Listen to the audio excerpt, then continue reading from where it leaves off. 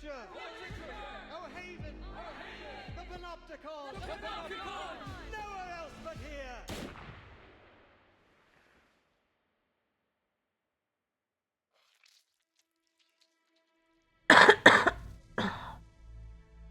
Doris, that blind writer? 3 days ago, she asked me for directions to Comala prison. Prison? This is an experimental facility. Soon you'll see just what that means. Jailer, who is the ruler of this prison? According to the agreement, the Idealist and I represent the two factions of La Sociedad. In light of his possible assassination, the Congress will now be chaired by me.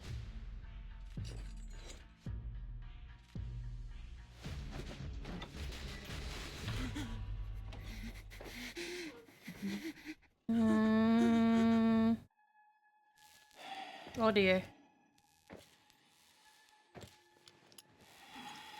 Oh no. This is a horror? What are we doing here? What even is this prison? You are a prisoner of Comala and a guest of Manus Vindictae. Fiction and reality are two parts of a whole. We're trapped in a story with a predetermined ending.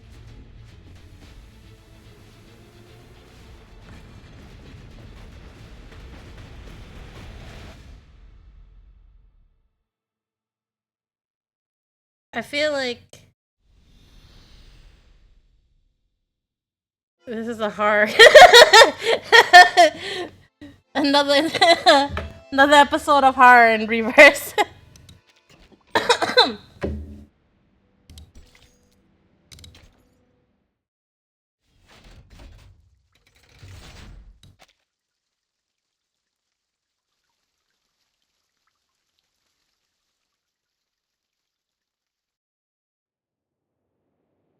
I'm tripping. Oh, I'm sorry. I guess I kind of like hallucinated the red room, the saw, people getting chained down to the bed with a person next to them with a saw. Sure.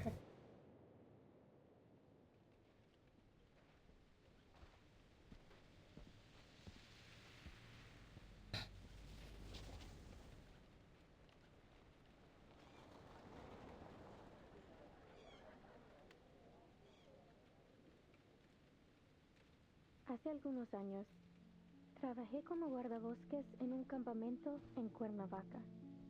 Allí conocí a un poeta surrealista mexicano. Estaba especialmente agradecido de que estuviera ahí. Unos animales habían entrado al campamento y los ahuyenté por él. No fue gran cosa, en realidad. Como muestra de agradecimiento, me explicó esta extraña historia.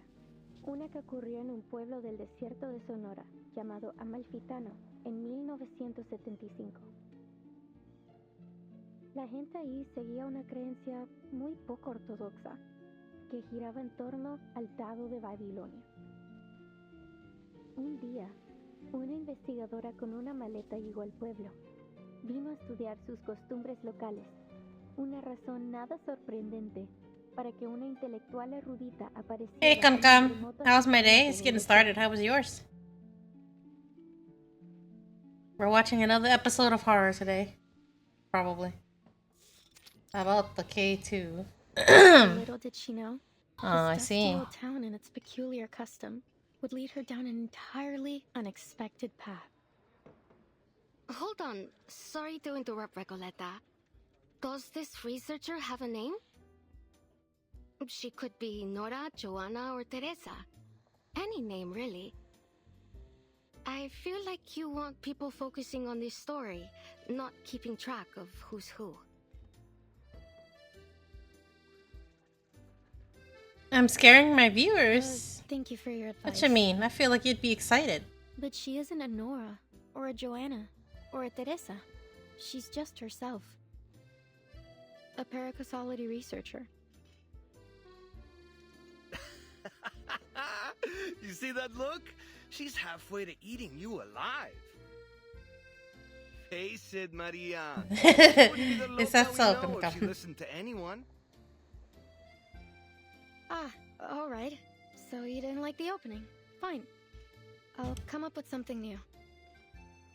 Maybe I'll start with a bit of exposition on the Die of Babylon, beginning with its origins as a secret relic created by an Aztec priest, imprisoned by the conquistadores.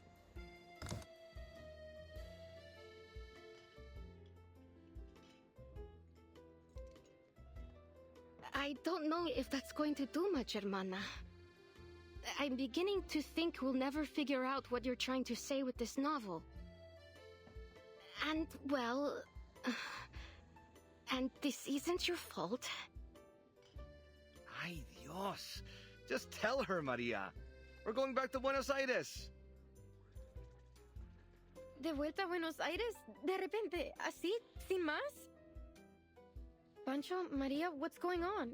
Did I do something wrong during our travels?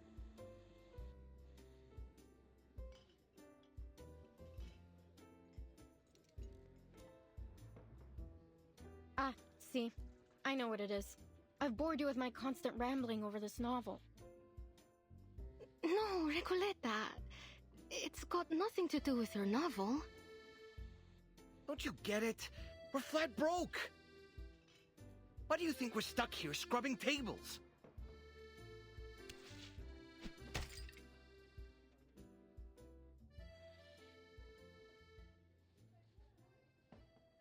Because we can't pay for all the mate we've been drinking.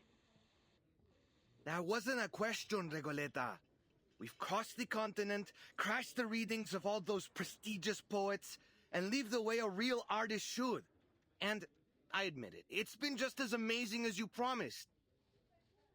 But we can't go on living like this. You know that we both care about you, and we believe in your novel too. I'd be lying if I said this journey meant nothing to me. Excuse me. Getting to ride around the continent on a motorcycle like Che Guevara himself? I never could have imagined I'd get the chance to go on an adventure like this. We got to live the dream. A real dream. Except for those days when the motorcycle broke down. Though that was a real tribute to Che's journey too. Don't tease, Pancho. Recoleta, since you invited us to join the Visceral Realists, we've both found amazing new ways to channel our inner poetry. Even though I still don't understand what in the world you're trying to say with your novel, or for that matter, what visceral realism actually is. Maria, Pancho. You told us not to worry about the definitions, to feel and to live in our words. We did just as you said, and it felt great. But...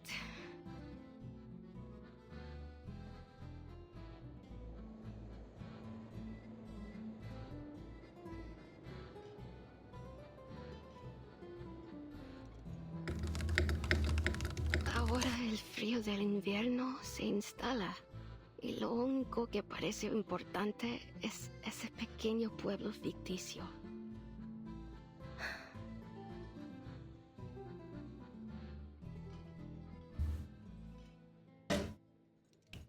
I appreciate your honesty, amigos. I was worried the problem was much worse than all that. Winter here isn't as dreadful as you think, and I know just the place to keep us warm. It was 1520. Arcanist Ferdinand Magellan sailed across unfamiliar waters under orders from the Spanish crown. Over the vast gray sea, he saw spots of light in the distance. An island. He named it Tierra del Fuego. For the next 400 years, Ushuaia faithfully served its role at the end of the world. It became the continent's penal colony, and its largest building even served as a prison. Many arcanists were exiled there. By the turn of the century, the arcanist hunt had reached its peak, and the Comala Sanatorium was built. Well, as you may already know, At that time, most Arcanists were believed to be victims of madness. The sanatorium was their ship of fools. However, as people began to realize that Arcanist blood wasn't a guarantee of madness, fewer and fewer were imprisoned there. By 1947, it was officially closed. Until the 1970s, when a group of people from the National Foucault Studies Association returned to the island with new ideas for the location. They spoke in abstract terms and opaque theories that no one could understand. They rebuilt this place and gave it a new name. After a long period of construction, the Comala Sanatorium became a prison once more, one designed to hold Arcanist criminals. They were taken from the streets and the psychiatric clinics, from secret societies and rebel groups. Any Arcanist deemed mentally or socially unfit would be locked away there. This association claimed the inmates would receive the best treatment, and they would fully recover before being returned to society.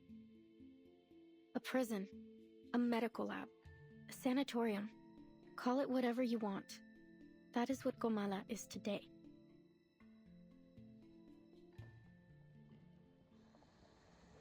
And we could spend the whole winter there. It'd probably be the easiest winter we've ever had. All that it requires is... You want to spend the winter in a prison? What? It won't be hard to pass ourselves off as a bunch of unstable crackpots. A touch of madness comes parceled with the gifts of being an Arcanist. That's your brilliant idea? To get us locked up in an asylum? You understand we'd be prisoners there, don't you? It's not like we get to put our feet up and relax by a fire.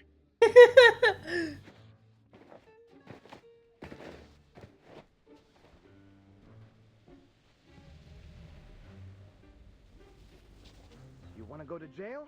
Well, see that man over there? Go greet him with a punch to the jaw, then you'll be set for the whole winter. It sounds like a good idea. Oh dear. Recoleta, please. We're not messing with the Gendarmeria. We're going to my Aunt Julia's. She said she could take us in at her vineyard up north near the capital. Well, it's harvest season. They could use all the help they can get. We'll return to Ushuaia next year. Or when the winter has passed. It'll still be great.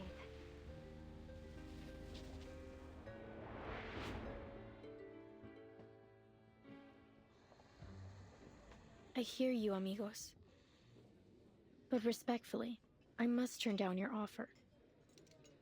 This has been more than just a road trip for me. I know sticking around here for the winter won't be easy, but this could be my last chance. What if things change again? I can't just wait for spring. Recoleta. What did I tell you, Maria? She never listens. Wasting your breath. Adios, Recoleta. I don't think we'll meet again.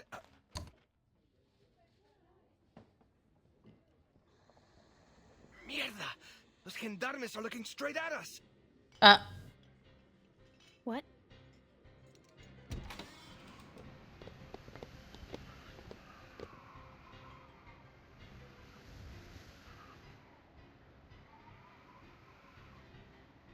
Stop right there! You three match the descriptions of some intruders at the poetry meeting in Casa Pionera. Eh?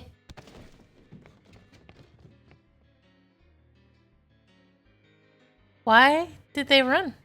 Just when I thought things couldn't get any worse.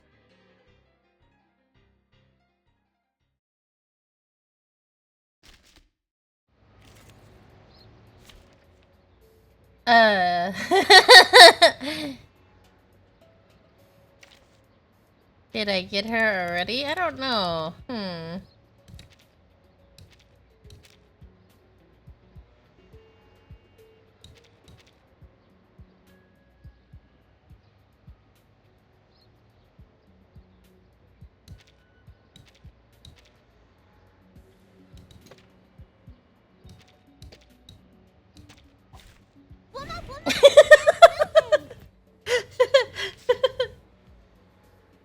Alright, hold on. So I have to move that chat box again.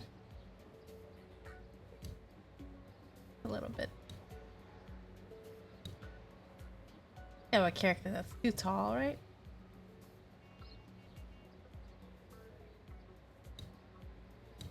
What you mean one tap? I already said the pity was at 55. And the heart... Like, the heart pity in this game is 70. Like, it would have been inevitable. Time to heat up the forge. I'm an artist with steel. Like a lighter. Why don't I introduce you to the lady in my life?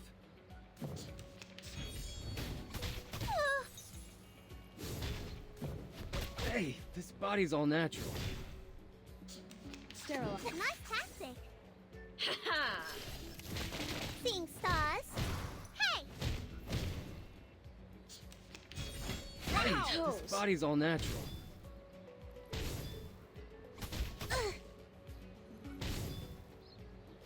Hey, this body's all natural. That's right. My turn. Your eyes roll to the back of your head. And then how do you see long enough to actually type? Time to heat up the forge. A sharp blade. What'd you think about this? 8th Street style. Finally, it's just you and me, Master.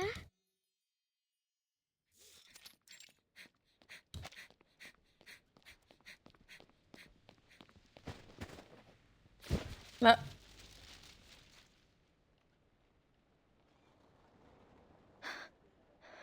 Oh, gracias a Dios. Creo que los perdimos. Are you all right? Ah, gracias. Better to kiss the ground than kiss the gendarme's boots, if one must choose. Wait a second. Doris, is that you? Funny how life moves in circles and puts an old friend in my path. How have you been? Are you paying another visit to Kamala? Doris.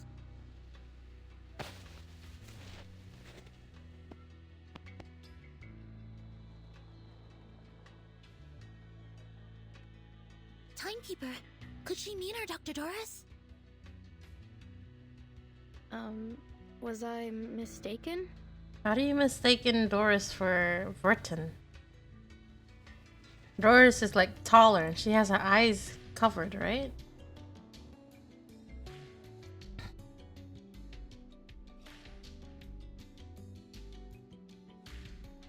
How strange. I've never seen two people so alike. Really? But please. Oh, I want to see Doris now. It's been a long day.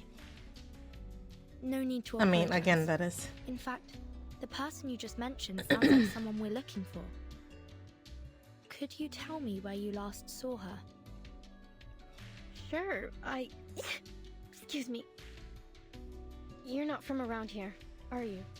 Your accents and those clothes give you away. Come with me. I know a warmer place to talk. The prison?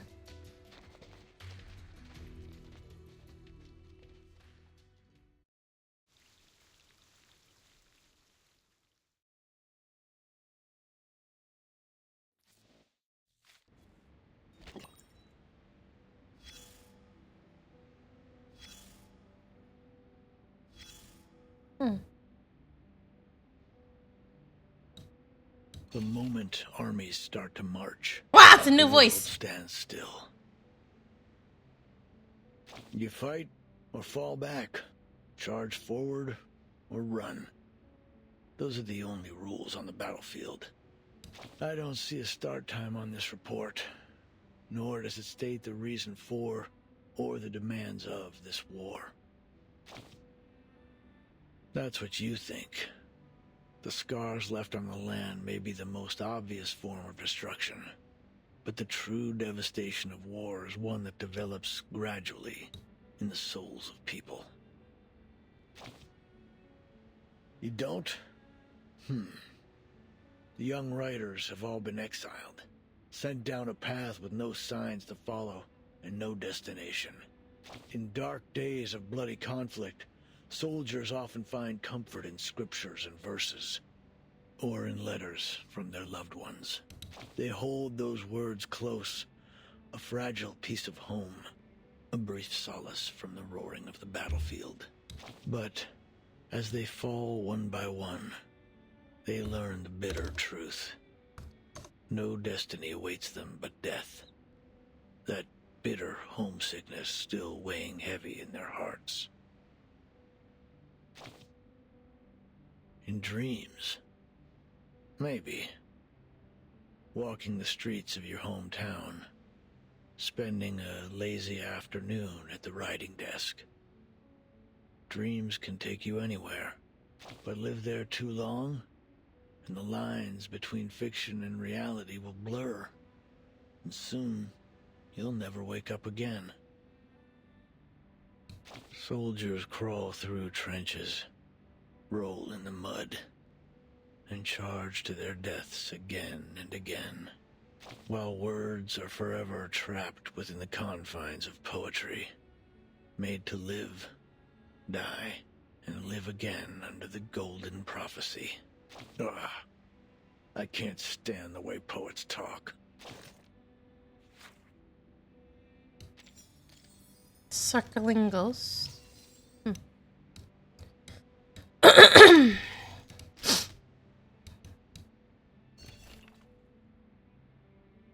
Authority, it's always so flexible. The Buenos Aires Division has received members of the Storm Research Team, Ulrich and Regulus. Both are to be temporarily stationed at the division while undergoing basic health examinations. The timekeeper and assistant has received the message upon landing in Tierra del Fuego and have departed on a mission. The message source and details of the operation have been reported by Sonetto. Our side currently has no access. The other survivors taking in Baccarola, a pureblood arcanist and musician aboard the Free Breeze. Fatutu, a pureblood arcanist and a member of the Nokotoao people. Further investigation of her people is required. For the full risk level assessment report, see attachments 1 through 35.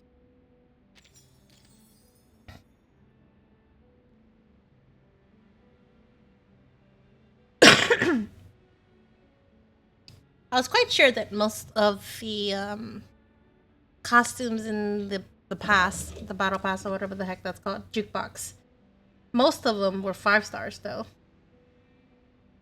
I think a knight's costume was in the shop, and Eternity's, in fact.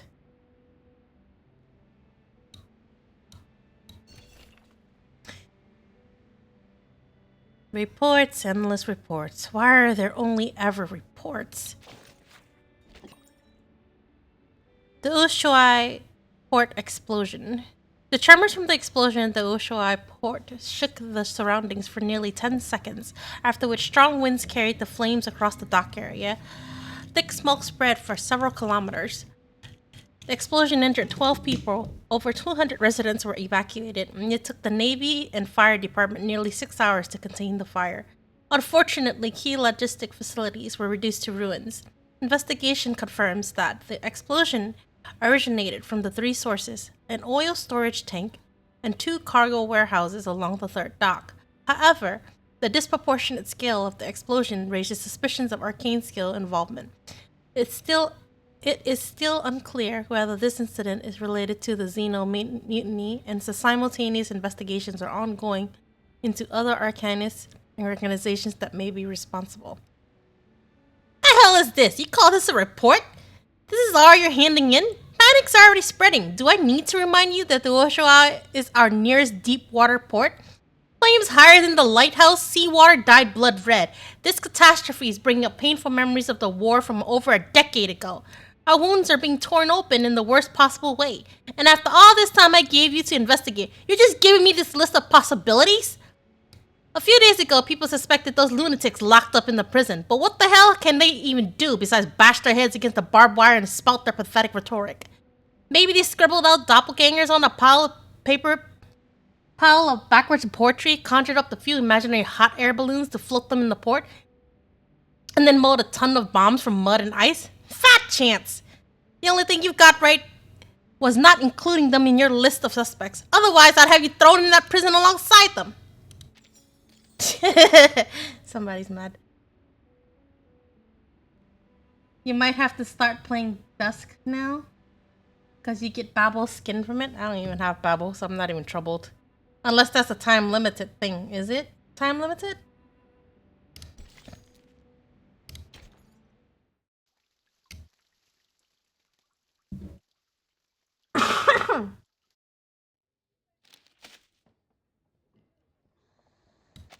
According to these news reports from Ushuaia, there was an arcane attack on the pier about a week ago. All the ships in the port were destroyed. Could Manus Vindictae be responsible for this? Or perhaps the Xeno rebels? Hard to say. But things have been suspiciously quiet these past few days. I had been hoping we'd find some clues here in Ushuaia after we lost track of the Manus. Should be. Free Breeze shipwreck. They would have gone to ground somewhere remote and off the radar. Indeed, it's possible they've already left Ushuaia.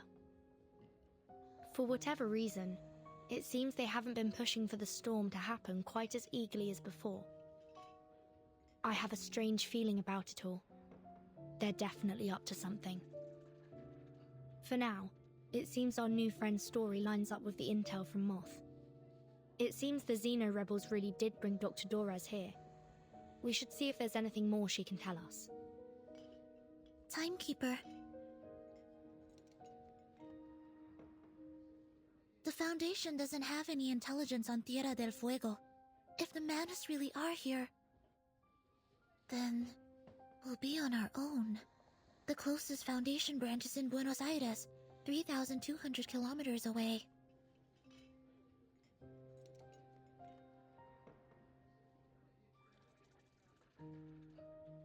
Careful and well considered as ever, Soneto. It's possible they've already infiltrated Ushuaia, just as they did in Chisos. But the Xeno rebels may still be holding Dorez. We can't just wait around. I'm afraid we'll have to take the risk. Ushuaia is not very big. If Manus Vindictae is here, we'll notice. Stay sharp. Understood, Timekeeper. I'll keep an eye out for them and for Dr. Dorez.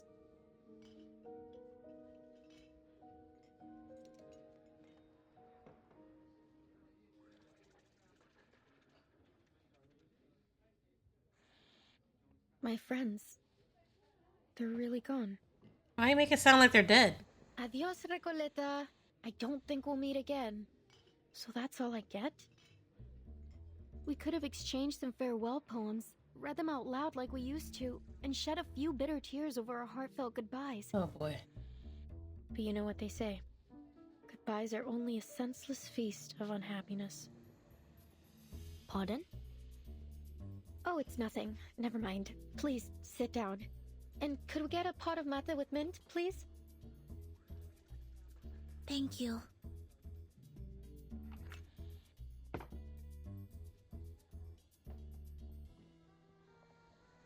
So you're looking for Doris? I can tell she's important to you from your look. Correct. Is there anything more you could tell us about the day you met her? Of course.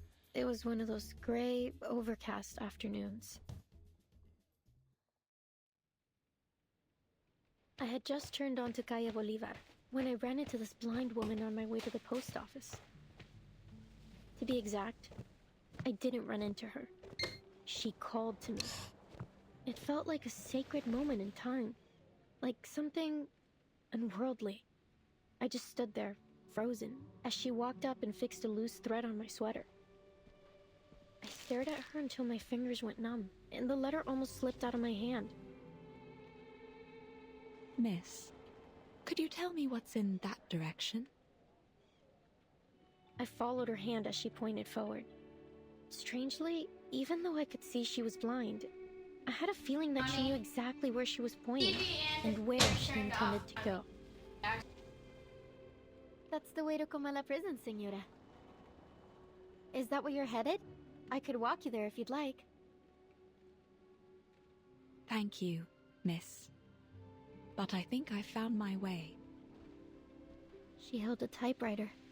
How ironic that God would give her, at once, both books and night. I am Recoleta. What may I call you, miss?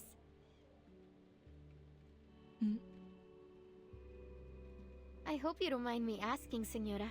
I didn't mean to pry. It's only that I have to know.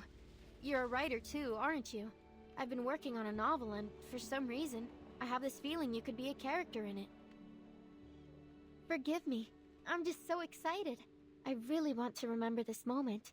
Please, may I have your name? Or whatever you'd like me to call you?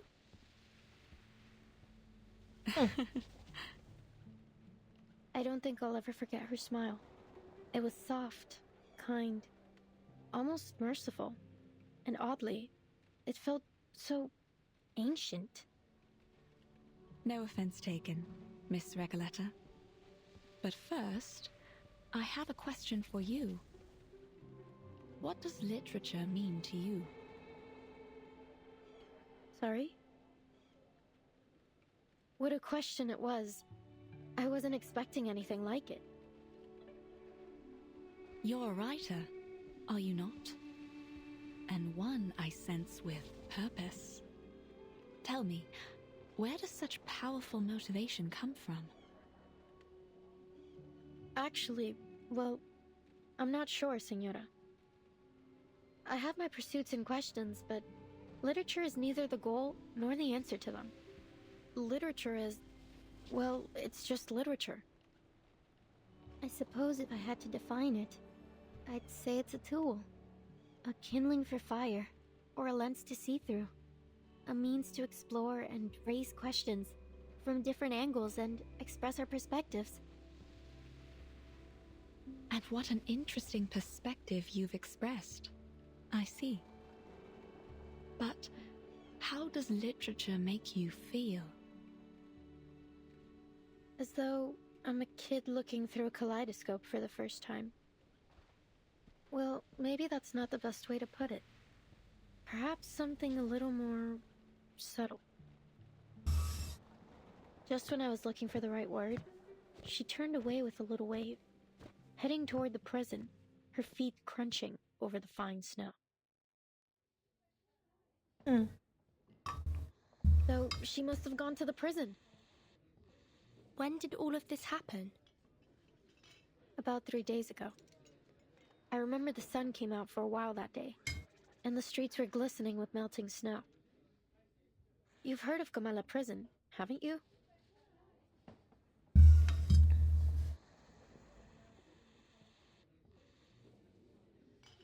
"3 days ago?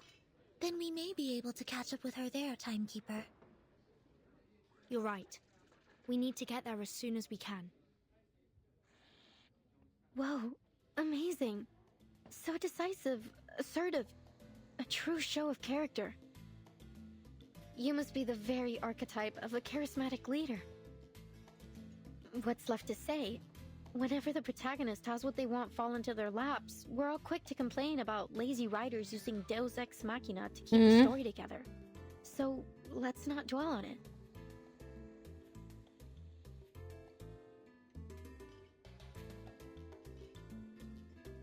But anything can happen in a place like Ushuaia. It's a city where the day may only last 4 hours, and the streets are full of exiled arcanists. We appreciate your help, Miss Recoleta, please think nothing of it. Miss Recoleta, I'm Vertin, and this is Sinetto.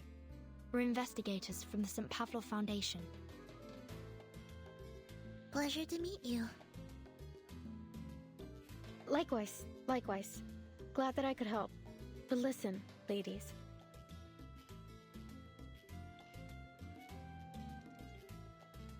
Everything happens for a reason, and now it's becoming clear.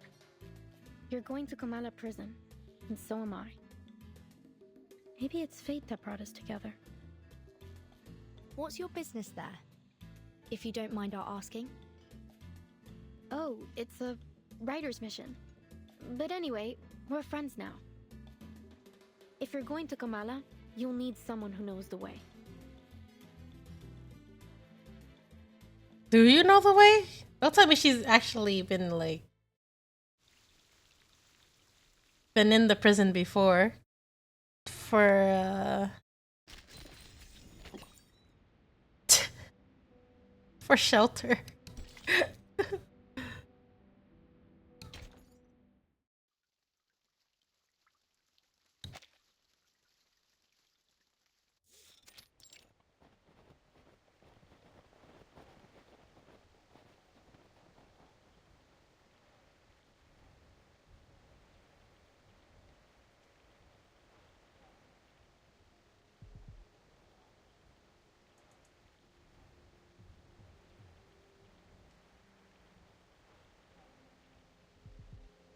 Behold, Komala Prison. It's the biggest building around. When the sun comes out, it looks like a rusty button stitched into the earth. Everyone tries not to pay attention to it, but it's undoubtedly one of the most important places in town. This way. Careful. We're heading uphill. Oops!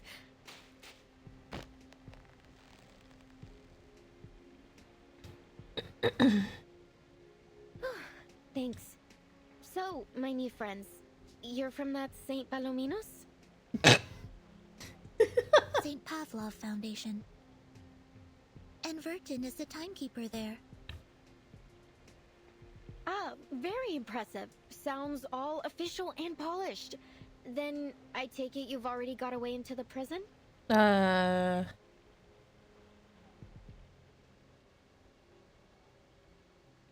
I'll draft a letter to headquarters right away. Once they approve it, they'll notify the local branch in Buenos Aires. From there, they'll need to inform the Argentine government. That sounds like a whole process. Excellent. Looks like our bureaucrats still have some worth. No offense intended, of course. Since we're pressed for time, I believe we can ask that headquarters give high priority to our request. If all goes well, we should have the permit in about a month. Ah, how expedient of them. That's but the overstatement. Maybe we shouldn't bother all those hard-working government officials with these trifling matters after all. Why she's giving me a Regulus vibe, kind of like. I have a simpler solution that suits the urgency of our cause. That sounds great. Oh, where are you going, Miss Recoleta?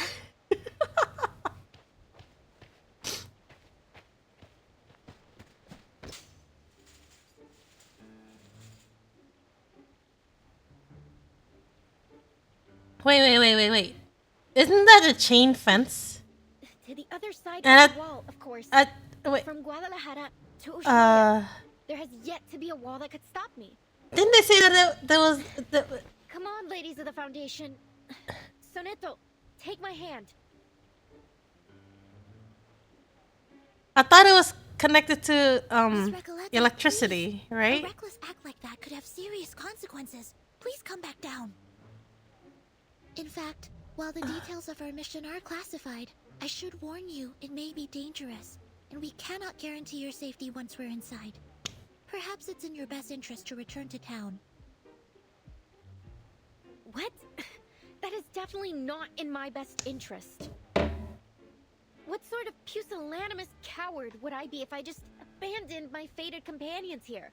Pusillanimous? Of course I'm going in with you. Or rather, you're coming with me. Please get down, Miss Recoleta. Someone's coming our way. She could have said timid or just faint-hearted. But alright, whatever. Stop right there. What do you think you're doing? Breaking into prison like idiots. I mean... It's her again. The jailer of Komala. Did she say jailer or jaguar? I'm quite sure she said jailer. Wait, is it jailer or jaguar? None. A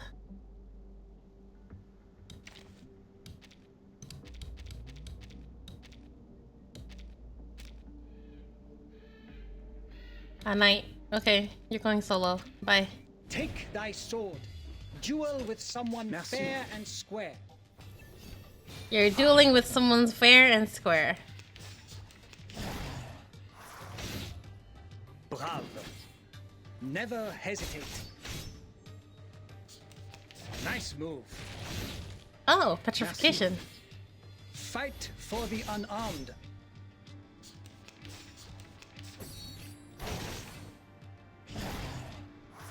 Follow the will of his gods. Trumpets sound. The judgment day hath come. Good job. Considering someone's physical condition, the investiture can be simplified. Huh? What investiture? Miss Recoleta, haven't I made myself clear? I don't want to see you here again. Jailer, we meet again. What a delightful encounter on such a...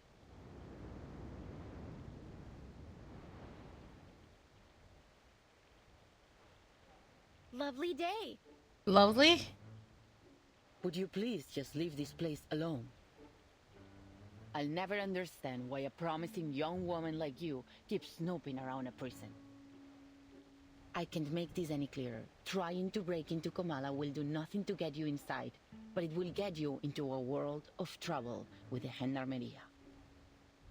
So, will you stop these senseless breaking attempts? Comala prison is only accessible to academic researchers and journalists, and even they must have official credentials in order to enter. Isn't there any other way to pay a visit? I truly do need to get in there. I think you're mistaking want and need. Sorry to interrupt, but did you just say official credentials? Hey, Yes, Kairo, how are you? heard me right. And you are?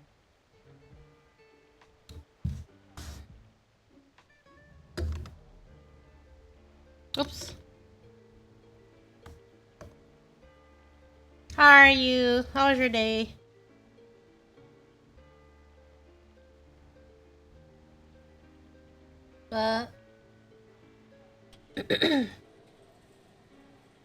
Oh! I think I've seen this clip. Becky, did you just get rescued from a kidnapping situation? That's unfortunate. You must be scarred as hell. Unfortunately, you didn't clean up properly, so you're gonna have to go back in the basement. That poor doll. I'm the timekeeper of the St. Pavlov Foundation. My assistant and I are here to visit Kamala Prison on official orders from the Foundation. Here, this is my ID. So how's your day so far? Is it just getting started for you, Kaito?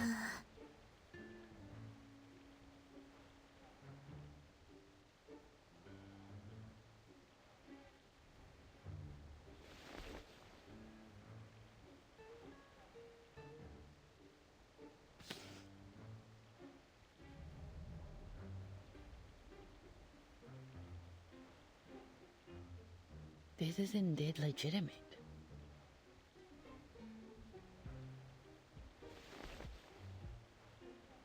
Welcome to Kamala Prison.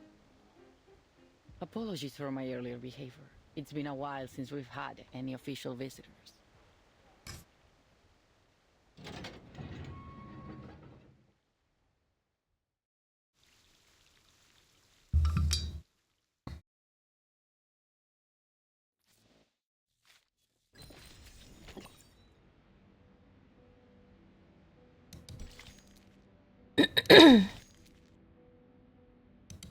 Oh, I missed those.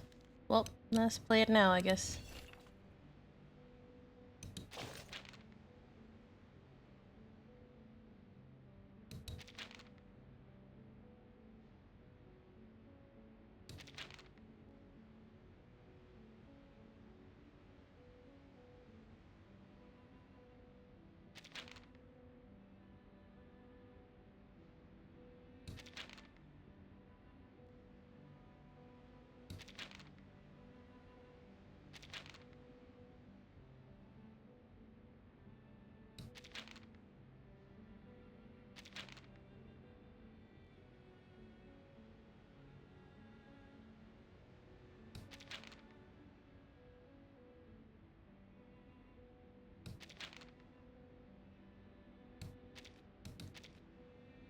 Okay. And then this one.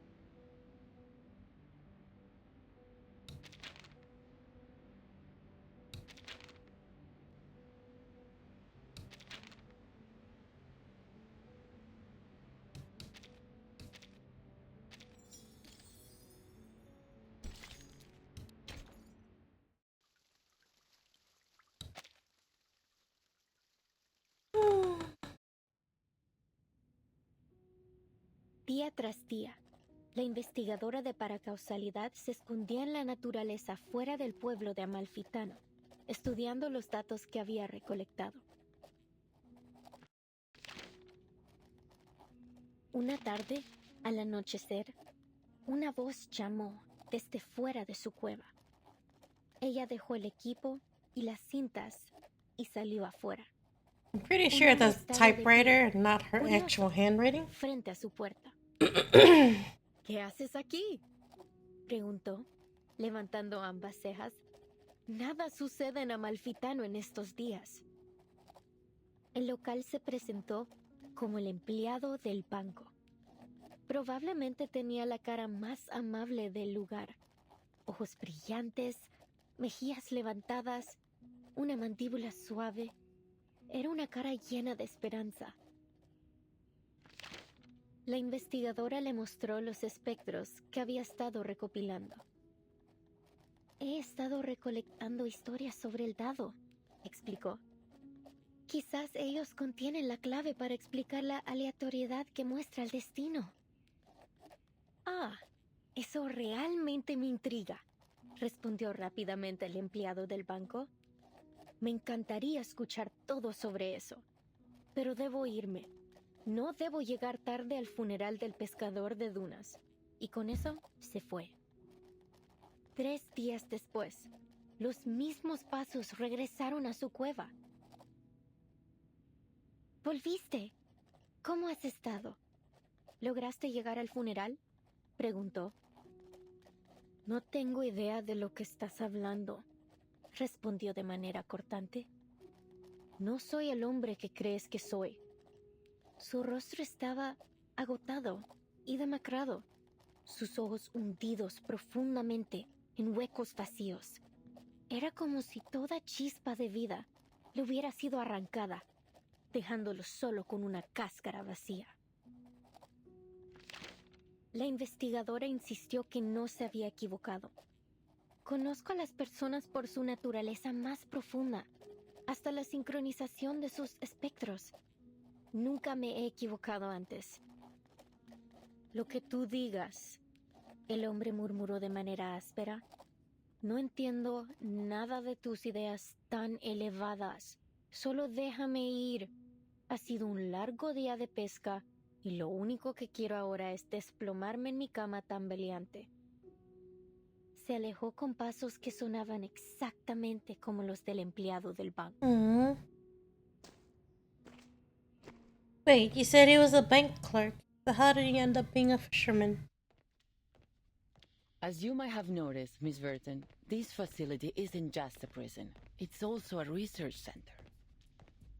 Its full name is the Panopticon of Comala. It was established by the Foucault Association in 1975. We've hosted workshops, academic sessions, and even lectures about the Panopticon. You may even have seen some reports about it. Experts of psychoanalysis and scholars from various fields have come here to exchange ideas and seek collaboration in their studies. In many ways, the Panopticon is unlike any other prison you've seen before. I see.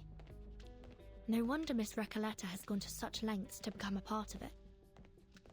Actually, my assistant and I are here to inquire about a prisoner named Doris. Does that name sound familiar? Wait, didn't she walk there herself? How could she be a prisoner? Not really. Could she have used a different name? What does she look like? She'd have arrived here about 3 days ago. It's also possible that she came as a visitor, not a prisoner. She's a blind woman who always carries an old typewriter. She used to be a doctor at the Sao Paulo Veterans Residence in Brazil. And on the subject of different names, she once wrote for Atu under the name Erd. I don't think I've seen anyone fitting that description. And as I said, we haven't had any visitors in some time. Certainly not in the last 3 days. But I did see her. I saw her walking towards Comala prison. Someone must have mixed up their memories. Simply put, I don't recall seeing anyone by that name or with that description here. She sounds like... I mean, the jailer. Thank you, miss. The jailer sounds like, that lady. The one who's backing Verton in the Pavlov Foundation. Because I haven't seen her for so long, I forgot her name. Miss Recoleta. Did V? You've gone to great lengths to get into the Panopticon. Would you mind telling us why? Finally! I've been waiting for you to ask. No. I'm here to find my pen pal in Comala. You have a pen pal? In here? Yes. 6 months ago, I went to a book exhibition in Guadalajara and came across the contact details of a few writers. I sent them my novel and asked for feedback. Looking back, it was a bit forward, but nothing unheard of between writers. A lot of friendships start through letters, you see. And Aleph wrote back.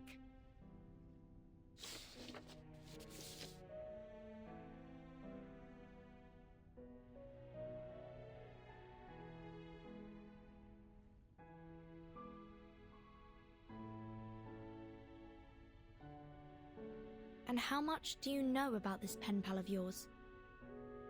Oh, well, he calls himself Aleph, which is a grammatically masculine word, so...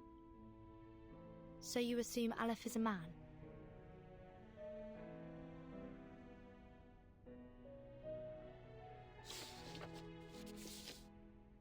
Yes, he's probably a poet, a writer, perhaps even an alchemist. He's one of the brightest people I know. There's never been a question that he couldn't answer. I've asked him about religion, politics, history, potions, even critters in length and breadth. Can you imagine someone who knows all those things and so extensively too? And he helped me with my novel. He always seems to know the best ways to bring my characters to life. Honestly, he's so insightful. I've begun wondering if he's omniscient.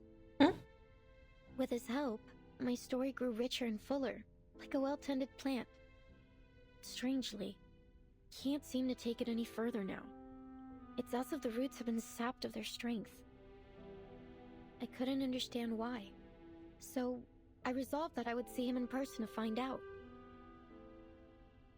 Again with this story about your uncanny pen pal, I've already told you 12 times.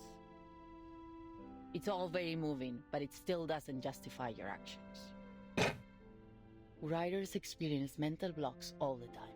You don't see them trying to break into a prison over it. Right? She does have a point. Hey, Kinoko, how are you? Burden, jailer, have a little mercy, will you?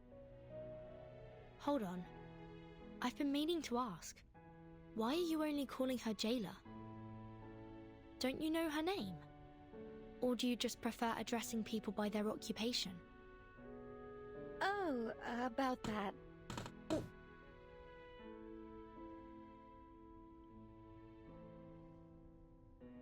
It's okay, Miss Verton.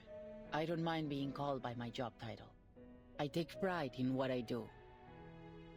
I'm perfectly fine with just being the jailer. Exactly. A researcher is a researcher, and a jailer is a jailer. Titles and code names often tell us more about people than their ordinary given names, don't you think? Take Sonetto, for example. Your name comes from sonnets, doesn't it? That great poetic form from Italy. Some people mistakenly think Shakespeare invented it. Some say it was Petrarca, though no one really knows when the first sonnet was written. Sorry, I'm straying from my point. You're Italian, aren't you, Sonetto? Is that your real name, or just a code name? Were your parents poets? As much as I'd like to be able to answer your question, I never knew my parents. My earliest memories were of the School of Primary Defense of Mankind. I've lived there since I was a small child. My apologies. That was thoughtless of me. It's fine. You meant no ill intent, I'm sure. Timekeeper, if Miss Recoleta was right about Dr. Doris's whereabouts, perhaps the jailer is keeping things from us.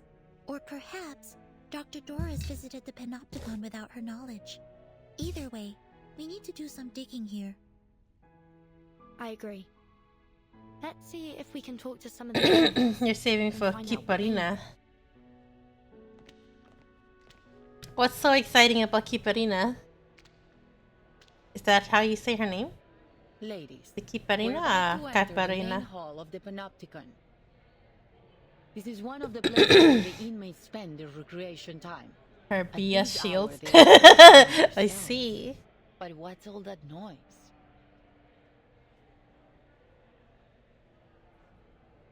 Wow, Rixie just changed your name right out. Keep an eye on Recoleta if anything happens.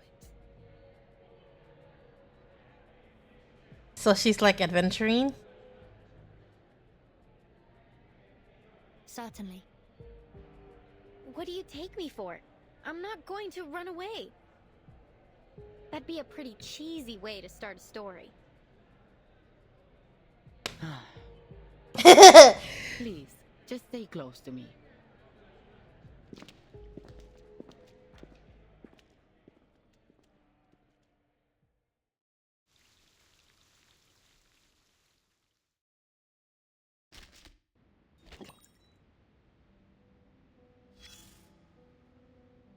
The fudge is that?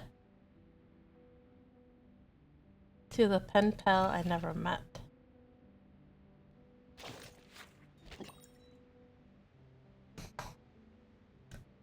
Aleph, my dear pen pal, enclosed is the latest revision of my novel. In your last letter you suggested the role of a bank clerk, marking Amalfitano with a stamp of the capitalist production model. An excellent idea! In this revision, I have incorporated some of my own thoughts as well. That is, everything about my novel that I was impatient to share with you. Perhaps you won't mind me discussing something else. Throughout my creative journey, your encouragement and validation have been my greatest comfort when facing the countless closed doors of publishers. The long, futile efforts feel insignificant in face of your understanding.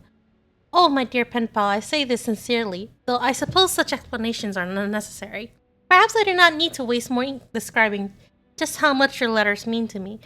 So I ask, with both sincerity and trepidation, may we speak in person about the dead, the desert, fate, the ending that troubles me so much, and the tides of imagination and the insight that carry us both. Recoleta. At the poetry gathering in Santa Fe de Bogota's open-air theater, Colombia, Miss Recoleta, as I've mentioned several times in my letters, and you may already have surmised, I reside in a prison. This is why I've never met my pen pals in person. Due to its remote location and cold climate, Ushuaia is not a place people readily visit. People would rather sip a hot drink in one of Buenos Aires' century-old cafes than travel to such a distance. Finally, I still wish you the best on your creative path. Aleph. At the Kamala prison in Ushuaia.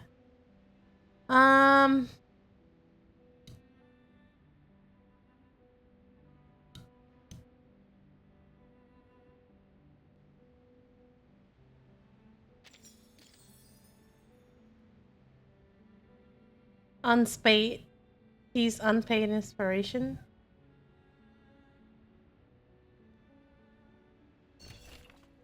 Darkness has no form, the ever-shifting key. This is a fight, I presume?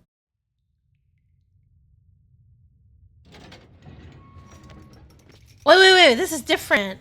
Normally it's voices, dialogue, or letters. What? Why is it a scene this time?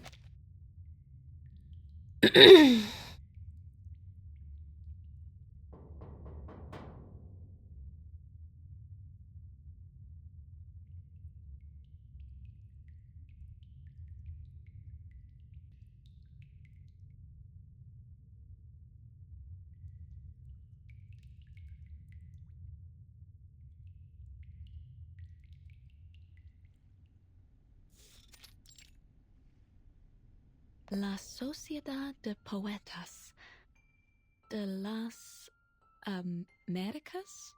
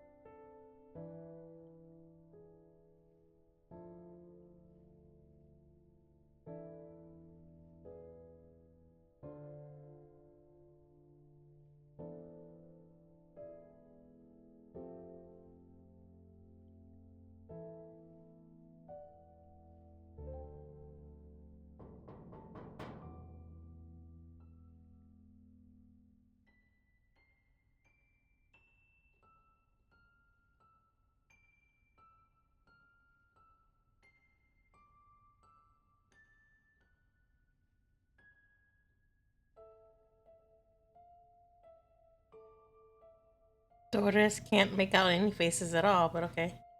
Oh, she can?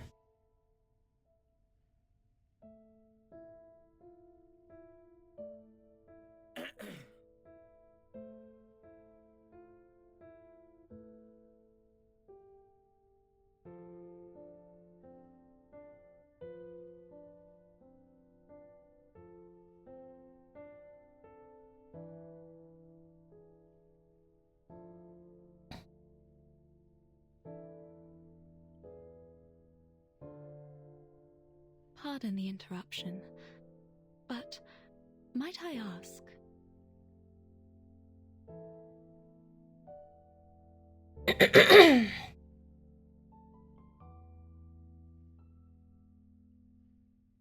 It's not an event though. It's the main story next chapter. Well, to you, you just skip it anyway.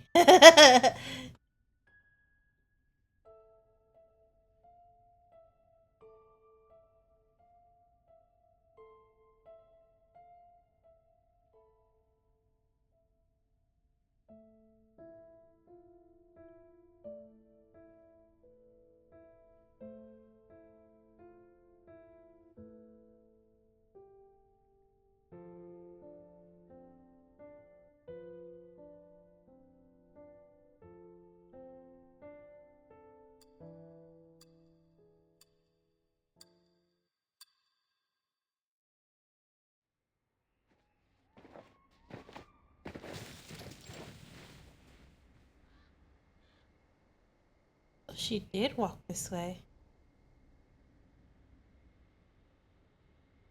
Wait, wasn't she taken away by Zeno though? How did she... Oh, she was brought here by Grace.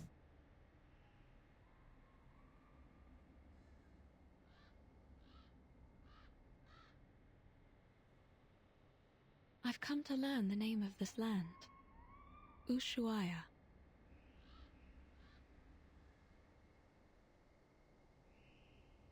As we walked, I could feel her gaze upon me. Steady, yet never intrusive.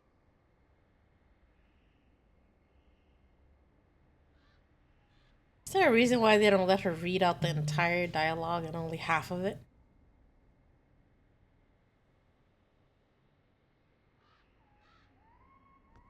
I sensed I had been brought to a place most unusual. A building with a quiet peculiarity in the air. I suppose I must claim a little freedom for myself in this place.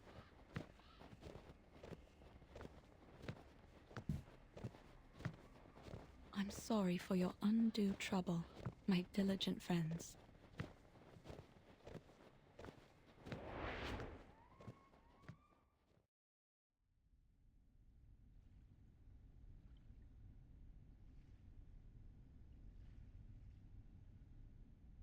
I'm here for a short visit, hoping to find some inspiration for my next story.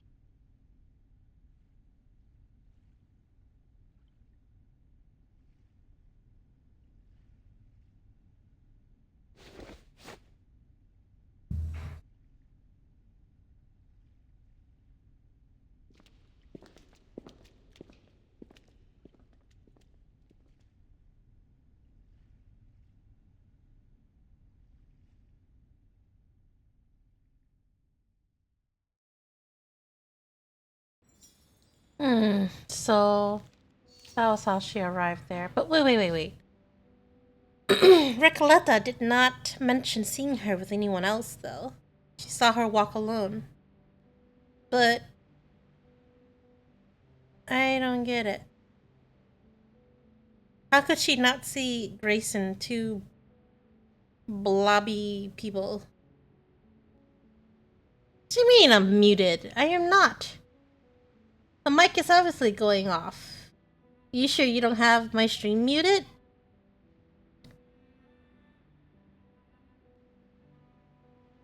Eh? Is it really? Do I have to fix this again? Darn.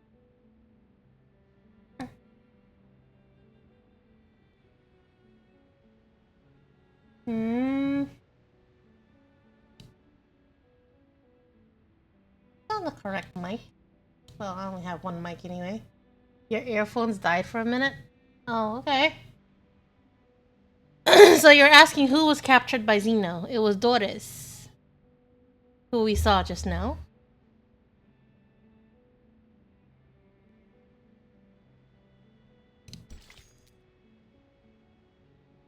No, I wasn't captured by Zeno. Doris was.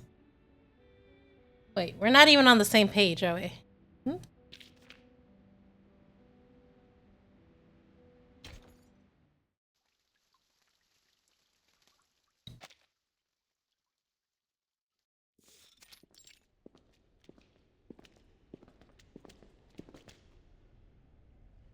I didn't expect any of this from what we saw outside.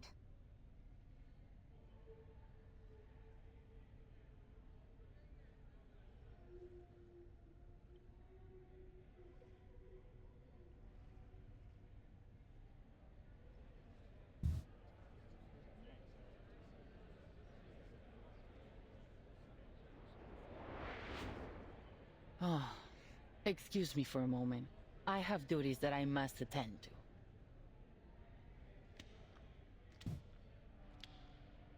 Right. Madame Z. Madame Z, that's her name.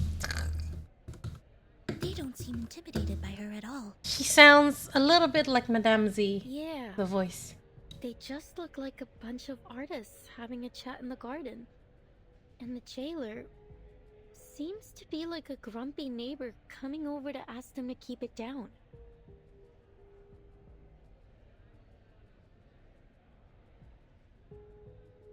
Everyone, you know the rules. There are to be no after-hours gatherings here without the physician's approval. You sound softer and softer each time you come to warn us. Why not just join us? Isn't it better than circling around the Panopticon all day? And look around you. We're in the Hall of New Encounters. What better place to host a salon? You're missing out in Comala if you don't even get a taste of our literature. Exactly. Even those oil-dripping musicians drop by from time to time. Not that they're the kind to care about the beauty of words. Oil dripping musicians? Timekeeper, could they mean... Right?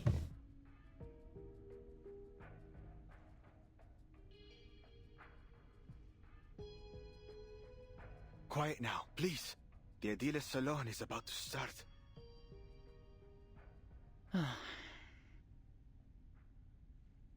These people seem friendly enough.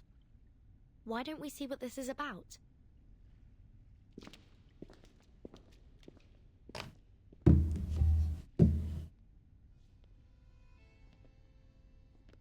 En desiertos, en estrellas, dentro de laberintos. En aguas, en espejos, dentro de reflejos. Soñamos sobre la almohada de paja de la muerte. Aquí estamos, rendiendo homenaje a los fantasmas. Para rendirlo todo otra vez. Para rendirlo todo otra vez.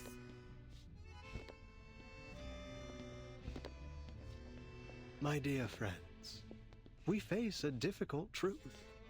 The movement of visceral realism still stumbles in the dark. Our poems, our language, our minds are tangled by a stifling vine, a mundane, stale vision shared among all bourgeoisie. We follow this vision blindly, clinging to the comfort brought by logic and conventional wisdom, and by it, we nip every branch of new art in the bud. Poems are perhaps too fragile an outgrowth to develop one's life upon, but here we may light them like candles at our funerals. Let poetry become the bridge between us and the world.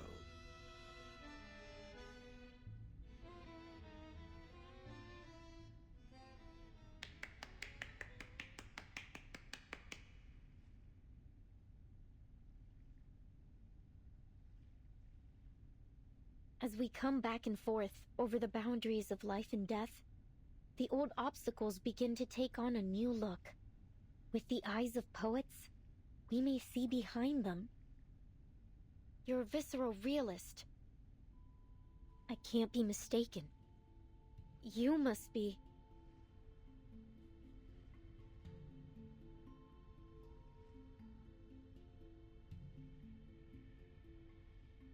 A lonely cowboy, finally home. What a wonder. You're in time. The salon has just begun, and La Sociedad de Poetas de las Americas isn't like those salons that care more about who's invited than the art. All are welcome here. A literary salon in a prison? Though, so far it seems to have more dancing than poems. Did you understand what that man just said? No, sorry, Timekeeper. I need a moment to think it through. Don't worry, Sonato. I would guess we're not the only ones who are confused here. Miss Jailer, is this that peculiarity about Kamala you mentioned earlier?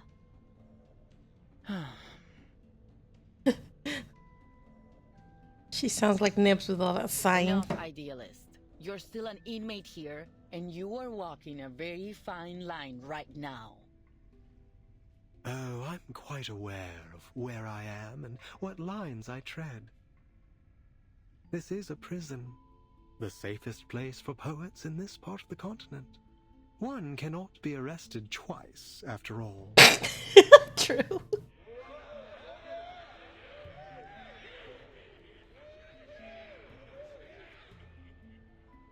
But please, don't trouble yourself with our little farce. What harm could a few poets possibly do?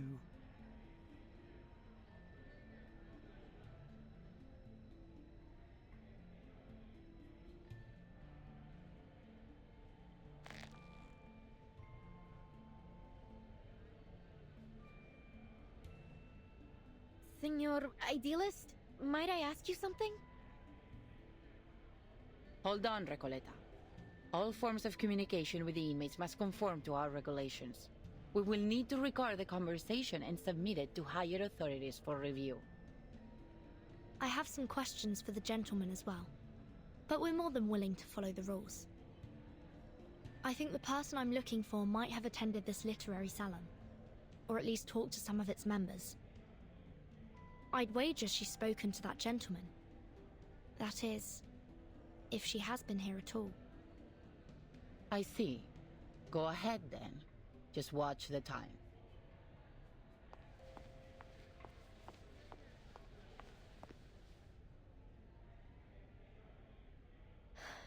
Are you Aleph?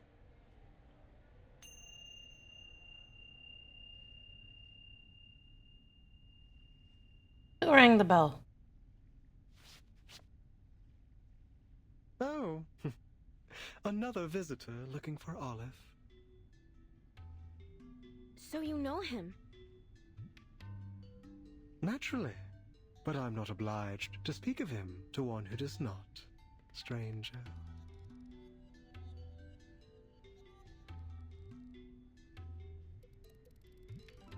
And you, young lady in the hat, are you here for Aleph as well? What a lively day this is. No, I'm looking for a blind woman. Her name is Doris. Ah, yes, I remember.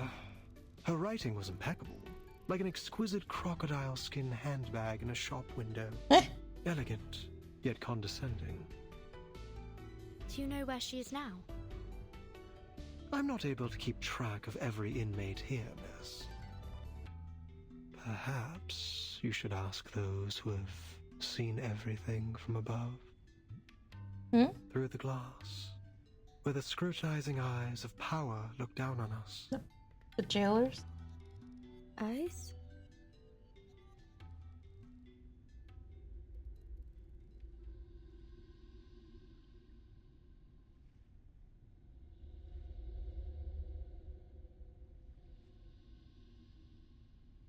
Dude, you make it sound creepy.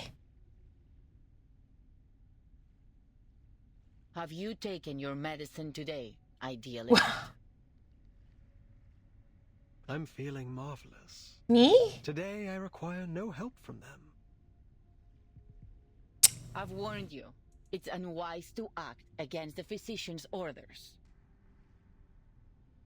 Act against him? No one may act against him here. The physician must have misunderstood us. I suspect he doesn't understand half of what we say. I'd like to know how he got his medical degree. Not by cracking open skulls, I should hope.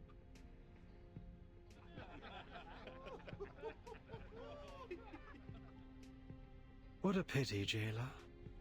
You know, I've always believed you had the soul of a poet, just like us. We've already spoken enough rebellious thoughts outside of Komala. How else do you think we ended up in your nut house? We've been here far too long. Long after the junta was removed from office. After our home became a deserted wasteland in the aftermath of the Latin American boom. What are you getting at? That power is boring, meaningless. Nothing holds on to power forever. And the one true connection we have to life is poetry. See, jailer? Even an outsider understands our ideas better than you. It's time to open your eyes to reality. La Sociedad is the only way for us to feel truly alive in here, beneath the gaze of those prying, ever-vigilant eyes. Idealist, last warning. Stop this now. Fine, fine. All right, compañeros.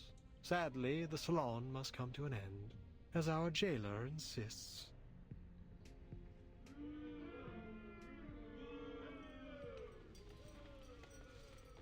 Dear friends, I do not mean to abuse the power of suspense. I sincerely invite you to come with me to the heart of La Sociedad de Poetas de las Americas. That's such a mouthful to say. You'll find the person you look for there.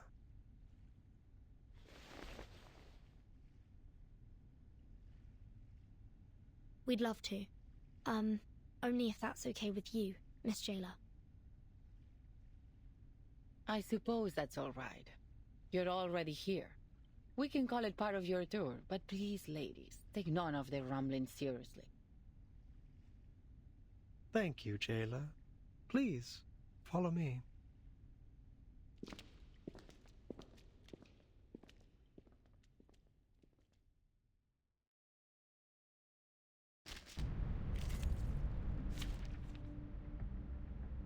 Wait. I thought we were doing a tour, so why are we fighting? Oi.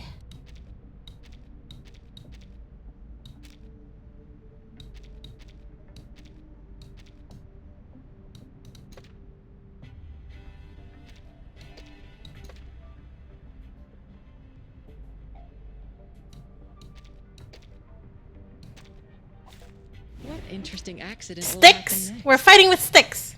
What the? Wait, this isn't the way to the gallery. It isn't the usual way. It's a shortcut. We call it the Reptilian Complex and Primal Hunger route.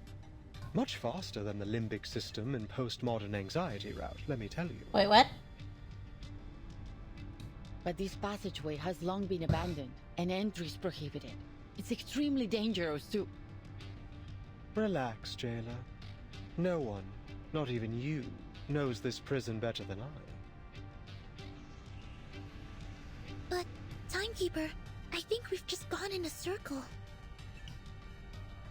The moment. Loading. Charging. Ah! Benefit from reading. Wow. And shoot. It's signs. Eliminate target. I am just referring to them, to their origins. Sticks and planks. The moment of utterance. Huh. Wow. Benefit from reading. Sure, why not? Go ahead. The whole mouthful, Homo sapien.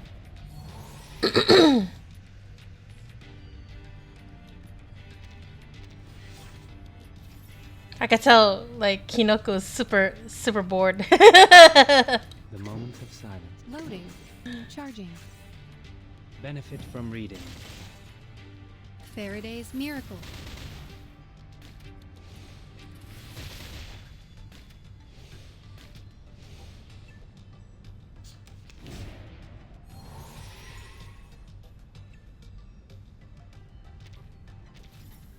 Loading. Huh. Wow. Eliminate target. Pitch. Easy job.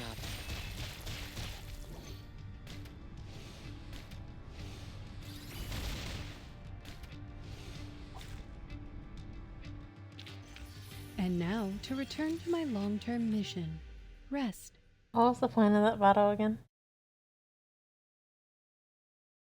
We had to beat up random objects.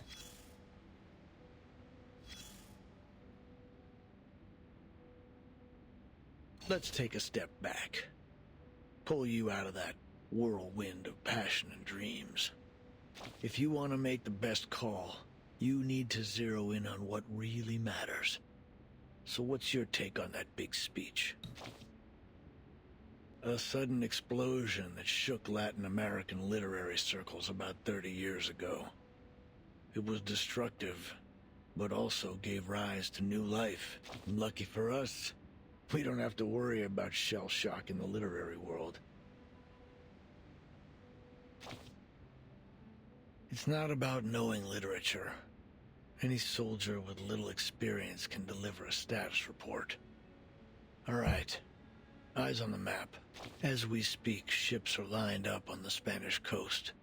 But this time, they're poised to make a new kind of discovery. If you can call it that. And here are our new Columbuses, heading to the docks to embark on their journey.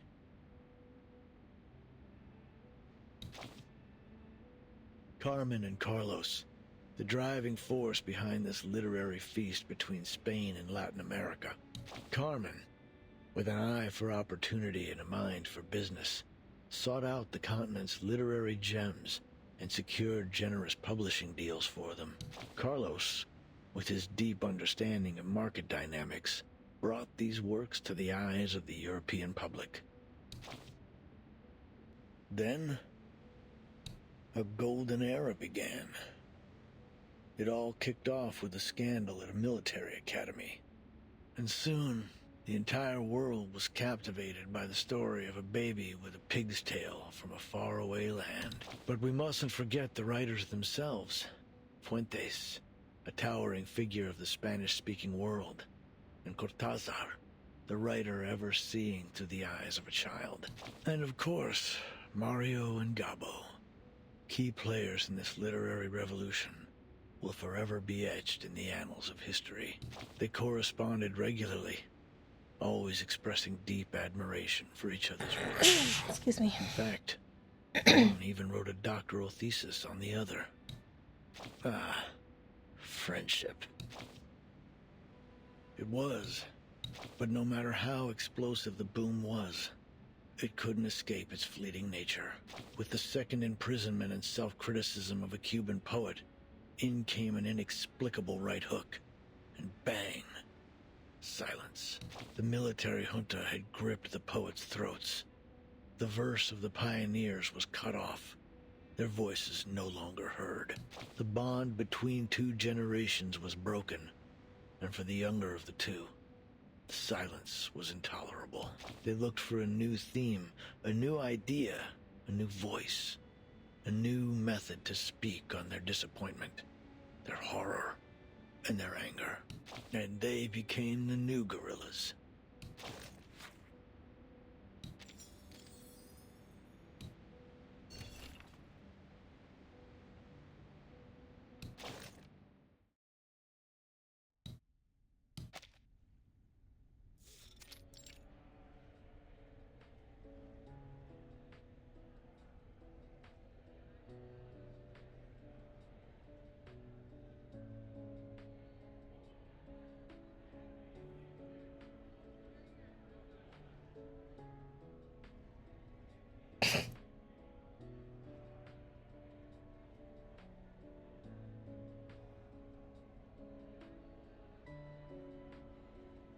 Right.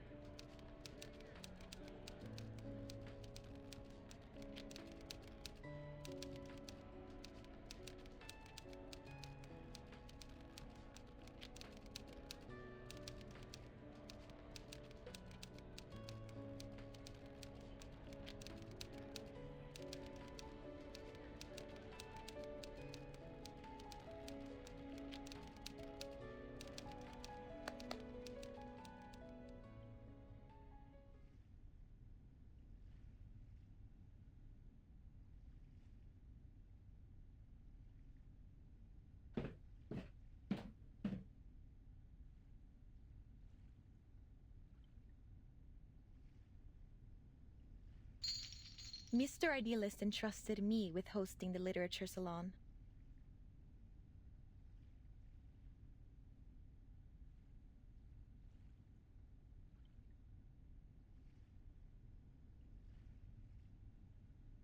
Fiction's duality in reflecting reality and the self.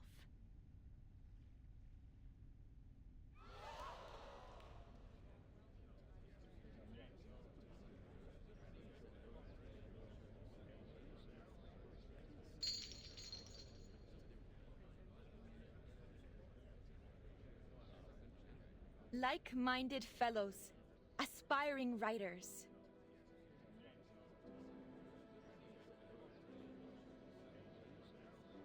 Literature's been shoved aside in the world of art.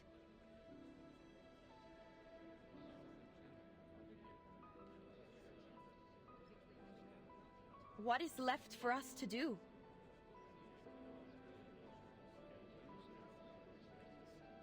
Let stories be our weapon. They should be the sword that cuts through the bloody truth, the beacon that lights our way forward.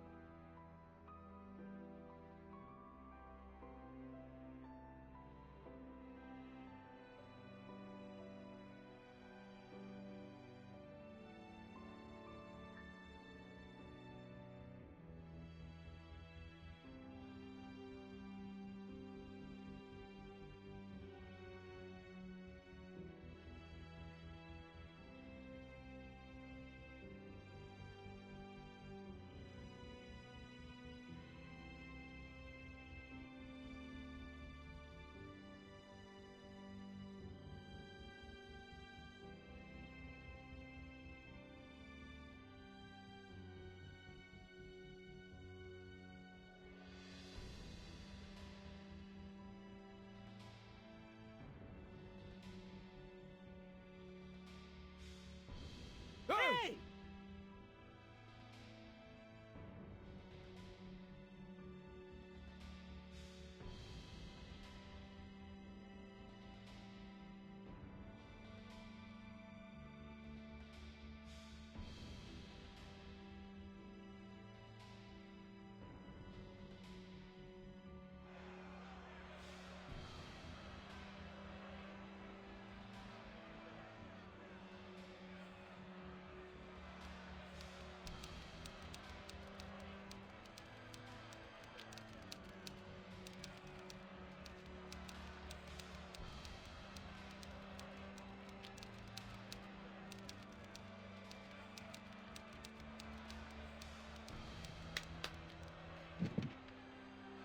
I'm a writer, and I mostly write under the name Erd. Erd? Have you written for Atu? Are you the Erd in Atu?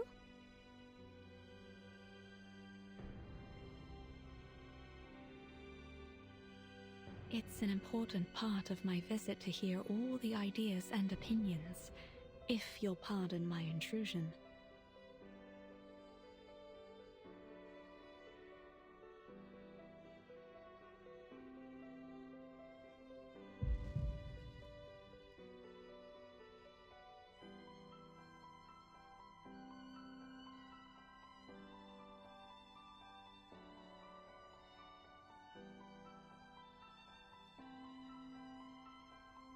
In these restless times, literature has been overlooked, forgotten, pushed to the edges of the world. Much like Ushuaia.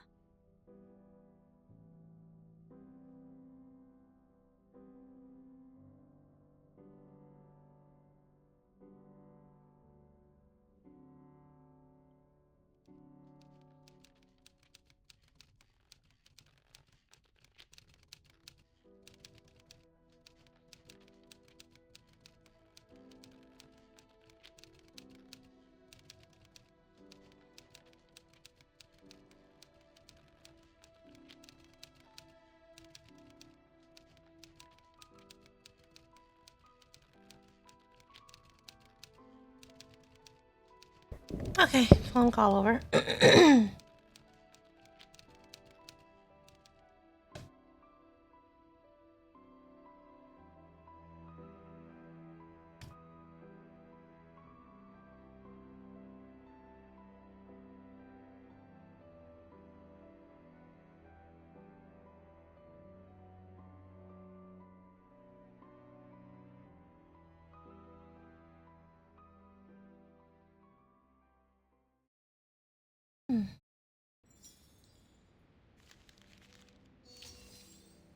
No, what? A level where you have to read.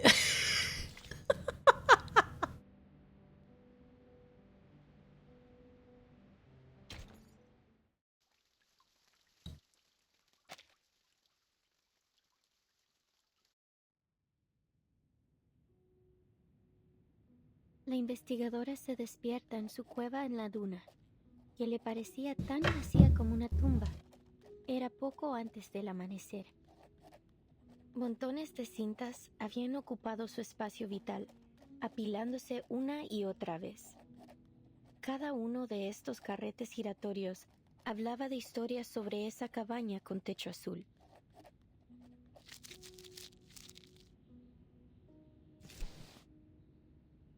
Oyó la voz del asesinado conductor de burros detrás de ella.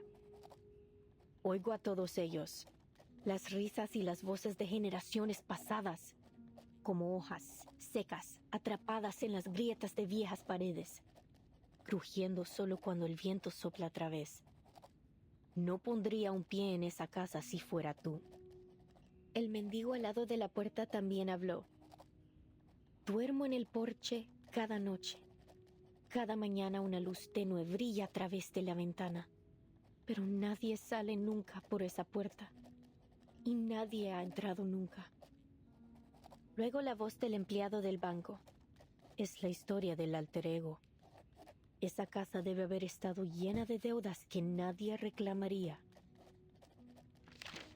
La anciana enferma, luchando en su cama, susurró. La casa recuerda esos días, cuando la gente desaparecía en la oscuridad de la noche y los niños eran robados por las tormentas. La investigadora de paracausalidad había oído suficiente y volvió a dormirse. Solo quedaba el traqueteo del dado de Babilonia, resonando en su cueva vacía.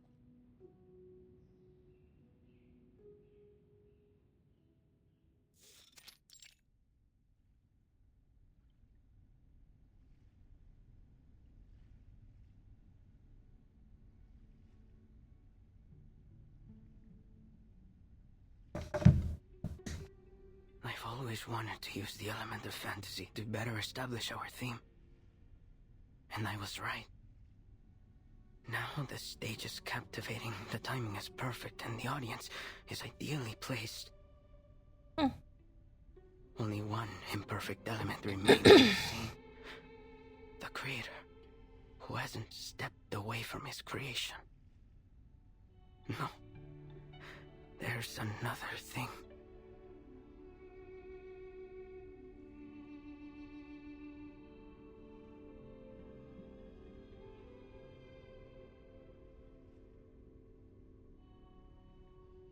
Can you even tell any difference between today's setup and yesterday's?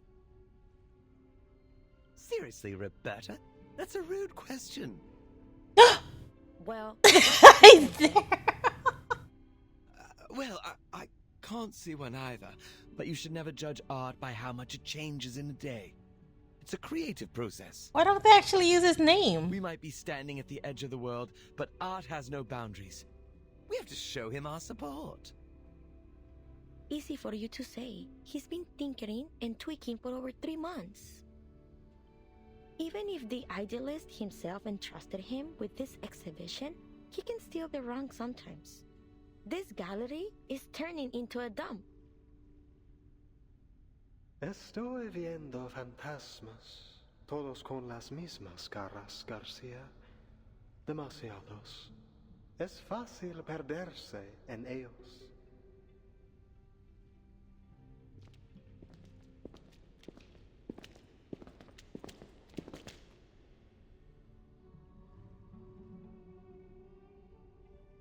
Idealist, you're back.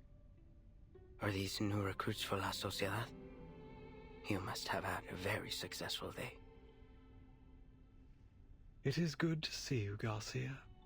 How has your vision progressed today? First a salon, and now an art gallery. Is this really a prison?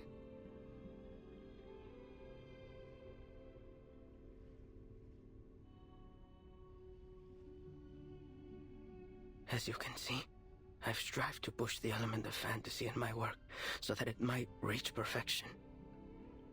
But why doesn't it look like what I imagine? It's like I'm trying to work on a shadow. Some shapeless thing that morphs and shifts by the hour. Idealist, am I losing it again? I took my medicine as instructed. It was never the pills that blinded you, my dear Garcia. You mustn't let tedious routine stifle what's truly alive. Remember, like those old poems, your exhibition must have a timeless rhythm that's never lost to the changing of minds.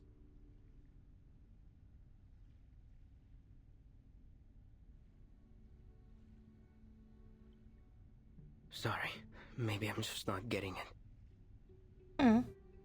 Look up. There's your answer. Though the sun rises the same way every day, the multitudes of shadows it casts are ever changing. Isn't that the only constant in life? Change? We foolishly pursue stability and constancy, but our very world denies it. Take a step back. Take several, and see the truth for yourself, lest you too become lost among the shifting shadows. I get it now. It's the changing light that makes the exhibit seem different from what I expected.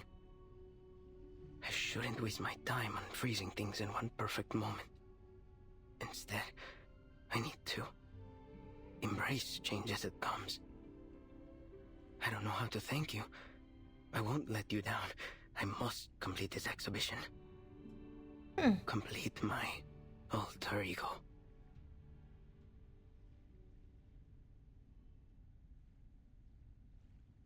Did you say alter ego? And he called you Garcia. Is that your name? Garcia, where did you learn about this alter ego? Do you happen to write under the name...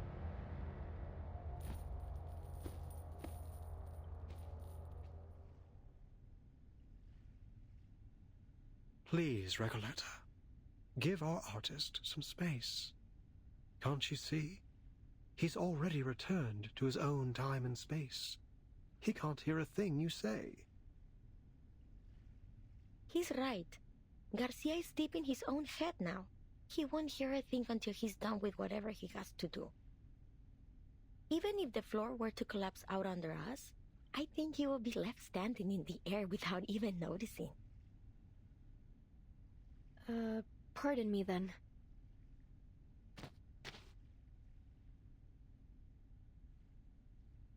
All right, my dear guests, please forgive my late introduction. Welcome to the Gallery of Bewilderment. Thank you for inviting me here, Mr. Idealist.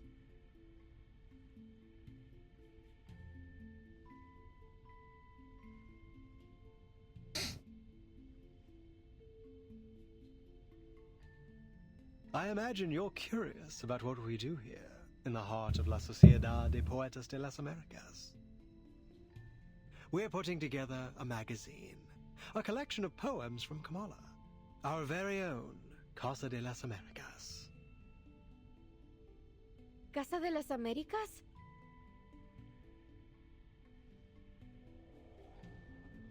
Exactly. Named after its great predecessor. You're a fine mind indeed. At this very moment, all our compañeros are working on it. Garcia's exhibition, Alter Ego, is centered around the birth of this magazine. And here, you can see the signatures from all the poets involved, along with a few words they've written for it. Reading it is like looking into the soul of our society. All these signatures.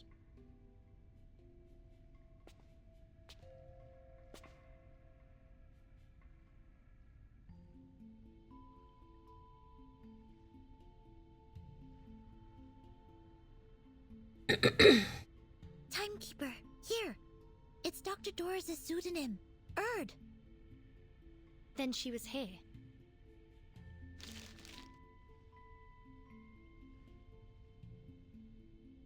Precisely.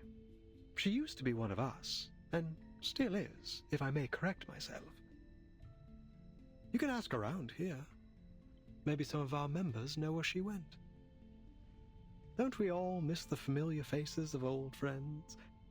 I'm sure they'll do everything they can to help you find yours.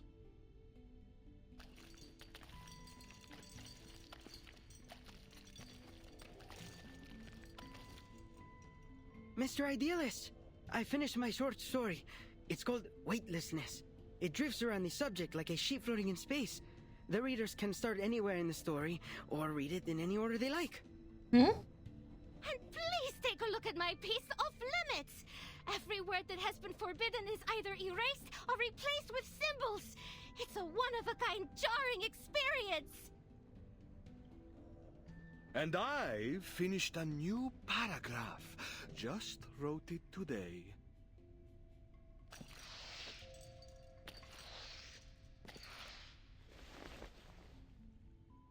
Oh, new faces.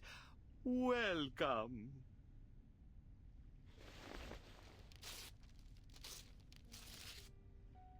Eh?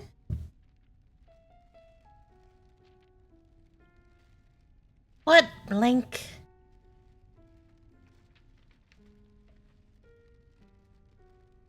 Idealist, did he just... This is the writer for the prologue of our magazine.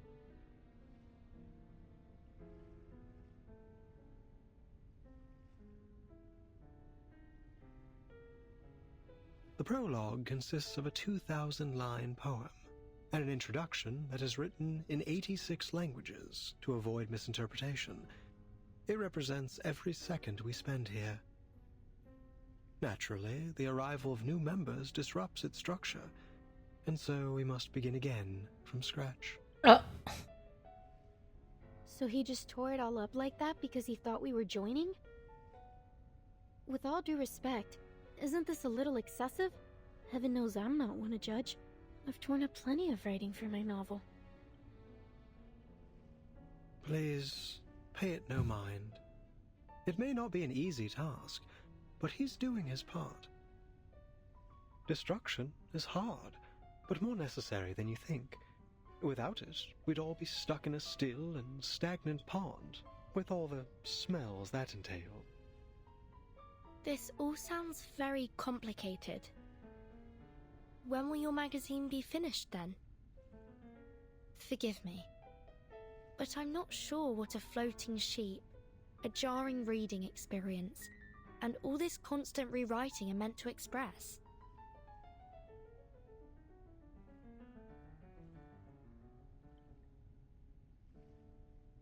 As I've said, Komala isn't like any other prison.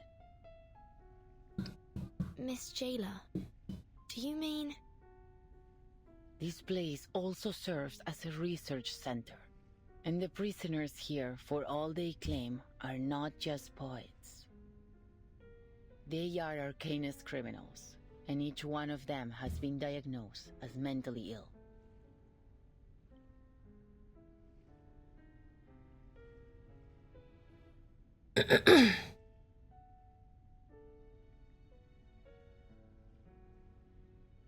You're quite right, Jailer. But let's not forget that mental illness is merely a deviation from the norm. And who decides the norm?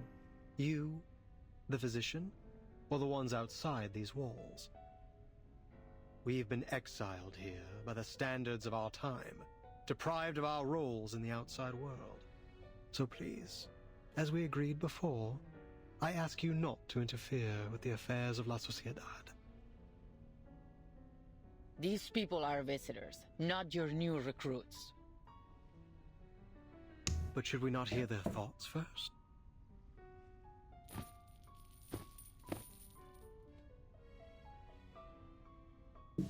My friends, no one escapes the eye of power.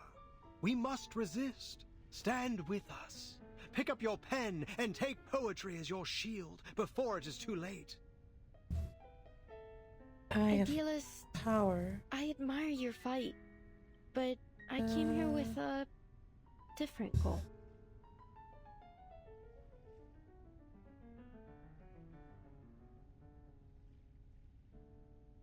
We're the last true owners of an old legend, words now only remembered as myth.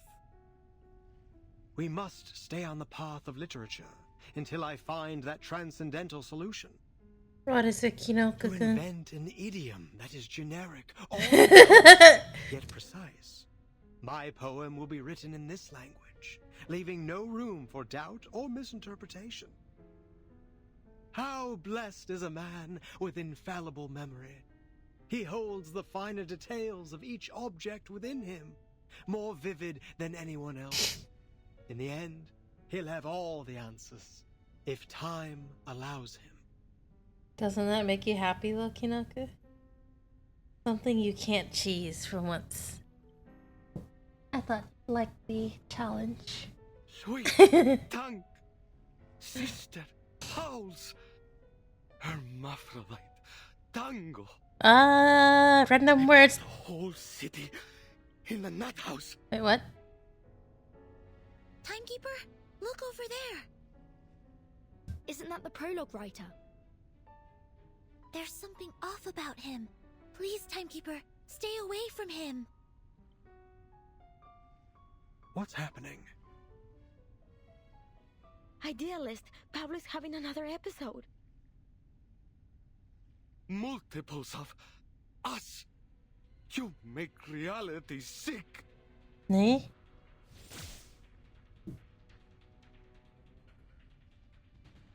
I could use your help, ladies.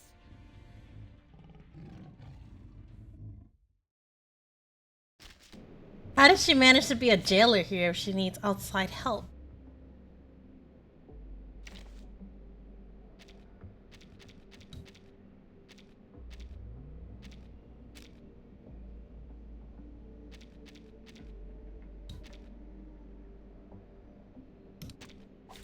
Can I start running? En la acumulación de laberintos, suéltalo todo una vez más.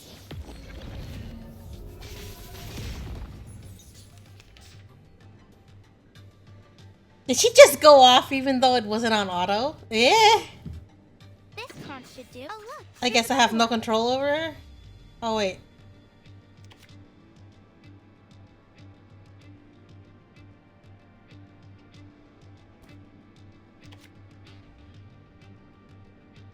Más allá en todos los momentos. Hello, cutie one. Did you finish sorting all your clothes and cleaning up your room? Huh, a truly villainous moment. El adversario es el tiempo.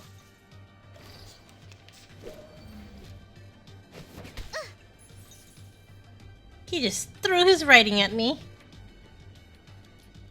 It's newly made this year. Agreed.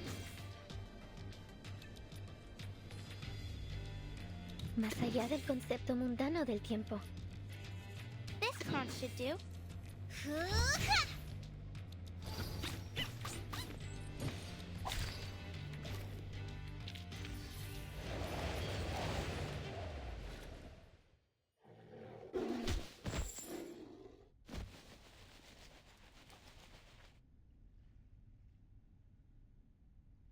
Poor soul.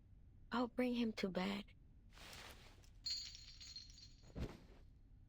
Well done, ladies. Aren't you full of surprises? What was all that? It seems he had a mental breakdown and lost control of his arcane skill. It appears that every line he recited carried unbridled power. Usually, only specific lines can channel arcane energy. You can't just force the power into words or craft a poem to serve your purpose. Pablo must have a rare gift for identifying empowered lines. When he recited them all aloud, they overwhelmed him. That's right.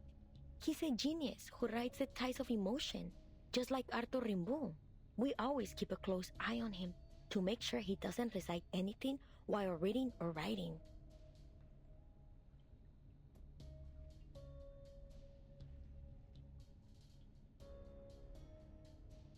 But sometimes things slip through. Hey, baby. Come say hello. Hello. You must understand how difficult it is for a What did you say? to never taste the words on his own lips. So then, this isn't the first time, and you're all fully aware of it. Say hello. Hello. Do I understand you right? Did you just admit that And you've you sure been do something hiding backwards an again. inmate with a dangerous condition from us? According to the safety Did you clean regulations your for the room? Panopticon of Kamala, he must be sent to the physician. That just set it off.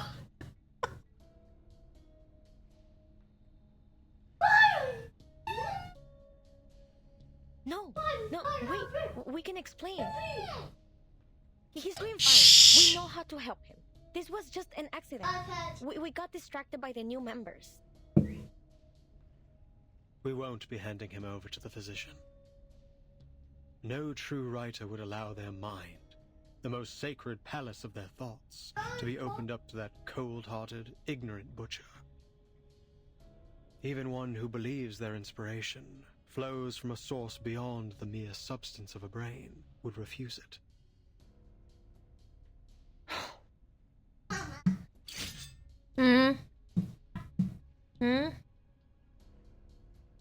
What?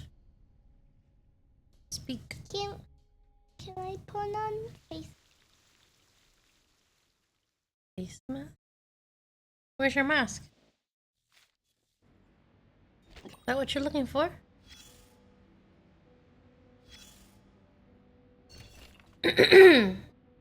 Excuse me? Come here, read it. Hold on.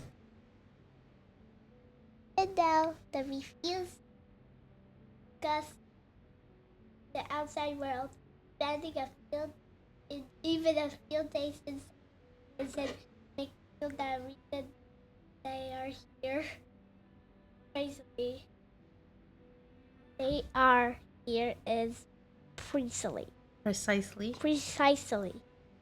What they avoid speaking about. Yusha. Yusha. Ushua. Ushua. Ushaya. Ushaya is a cool town on the tip of Argentina. Southmost territory, the polar night, the frozen sea, the proximity to Antarctica. Antarctica. To Antarctica. Antarctica. Antarctica. The endless winter is all make the place seem buried by the forgotten. It possessed by buried by time and forgotten. It's possessed all the necessary qualities of a prison, making an ideal place to stand Arcanist suspect diagnosed with mental illness and place to be forgotten. Setting aside the true definition of madness as the statue was. Status As prisoners. Why? What I see in this prison are former writers, and social activists. In their era, some spoke of writers, poetry that disappeared from society from owning a book by Jean-Paul Sartre. Some and incited grassroots rebellion against hierarchical structures only to be exiled. They were repeatedly questioned, why don't you read this book? Why do you read book? Why do you write these poems? They were branded dot organizers and eventually sent here to partake in a experiment conducted under the names of Foucault and psychoanalysis. It's a nearby impossible to It's nearly. It's nearly impossible to determine whether their madness was defined by society, but because they resist the order, or if it was induced through relentless electric shock and torture, or perhaps all of these reasons are one and the same. This reason is often avoided, sanitized, or ignored, because deep down we all know how deeply it is woven is the fabric of our life. At first, they say nothing, but the very act of deliberate avoidance was what truly conveyed their grief and fear. Good job.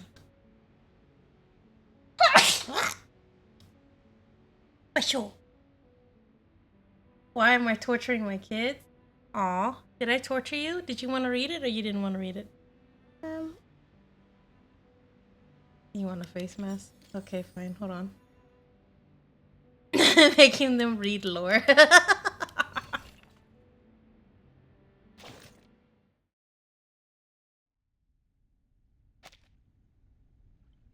Fate. Yes. It looms over us, yet each of us may hold the power to steer its course.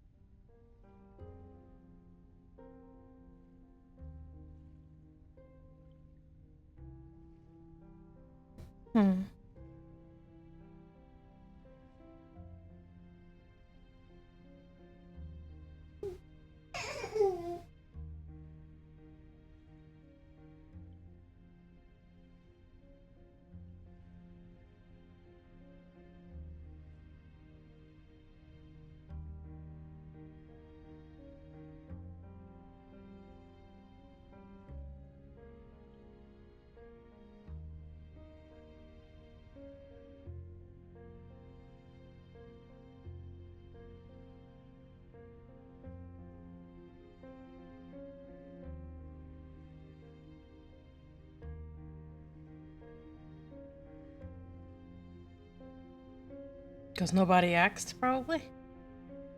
I didn't know you've written to Aleph too.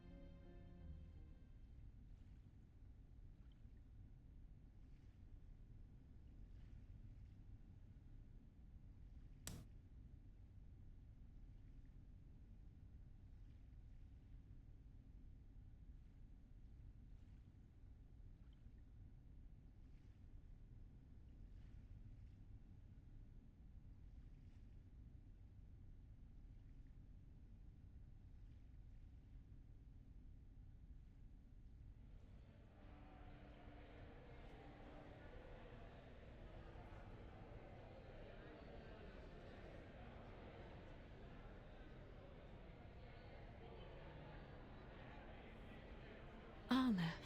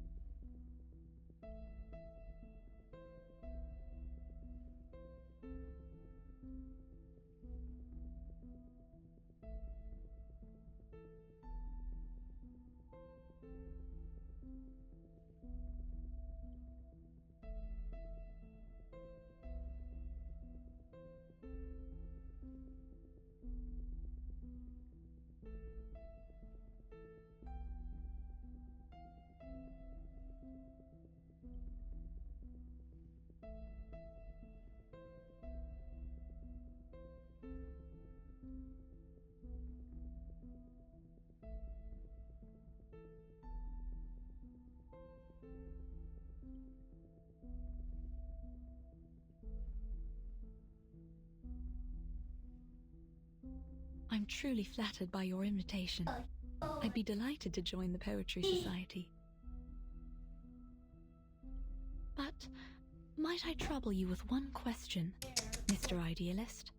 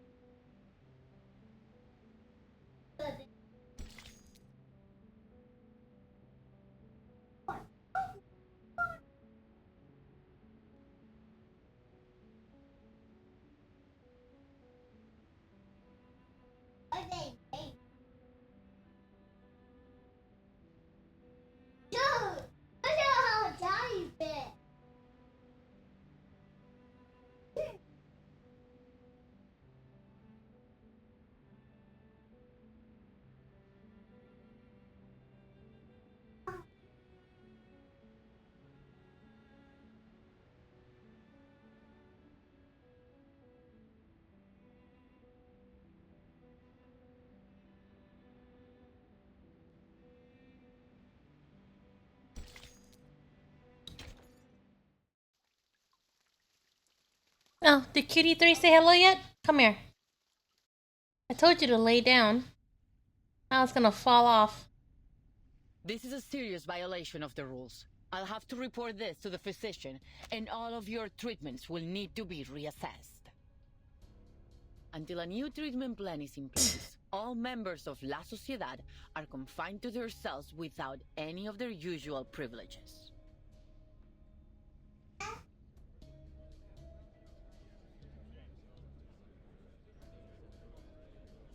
This is not what we agreed to. You gave us your word! Affairs within La Sociedad were not to be disturbed! Please, don't do this. Please, he doesn't deserve this. No one does. We don't want to lose our friend.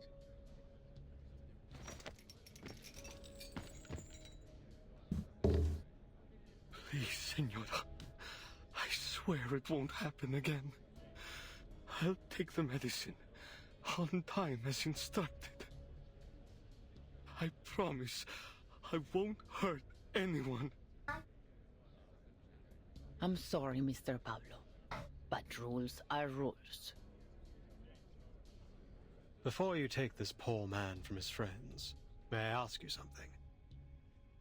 Do you know where these inmates go after they see the physician? My duty is to keep order here.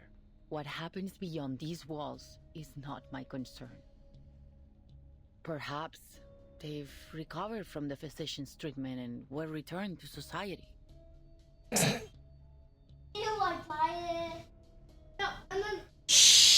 Within these walls, the only truth we know is this.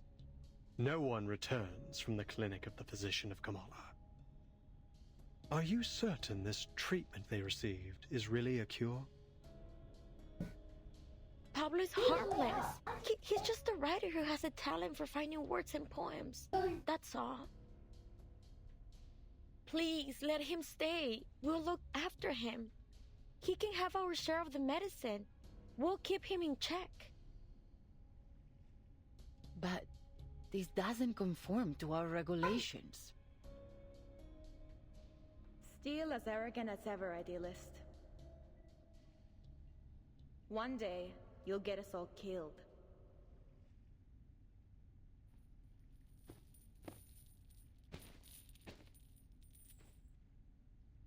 Oh, it's you. I'm glad to see you here. Who is that? That's Octavia, one of our model inmates. She's been a great help in the past. If you're interested in prison literature, I'd suggest talking to her instead of the idealist. So, she's a writer too? Who would have thought? This place has got writers coming out of the woodwork. I thought it would be easy to find my writer friend in a prison. But what are the odds that I'd break into a place absolutely lousy with them? She used to be in their gatherings, until she got tired of their nonsense and started her own faction.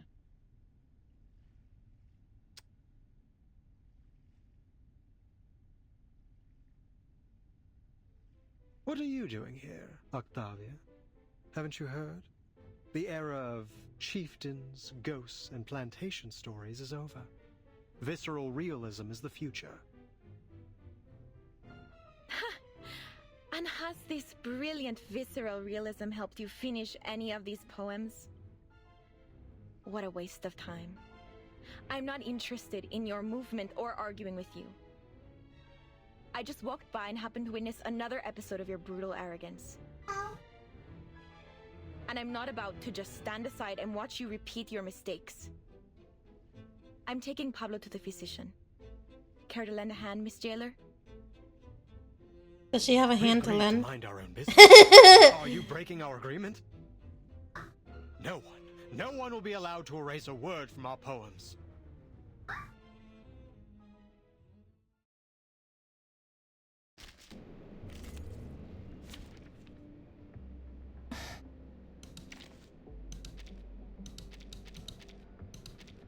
Just realized I only have one spirit that is level to use. Go solo again, go! Take thy sword. Duel with someone fair Haven't you and let square. your ego cause enough trouble, ideally? Wait, why am I fighting them both? Shouldn't they be like, I don't know, not on the same side? Better that than siding Oh with wait, the you're devil. playing as a mediator, I guess. Enough. This pointless arguing ends now. Merci. Fight for the unarmed.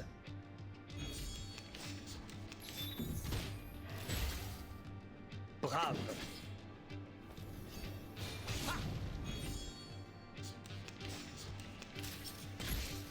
Dang, dang.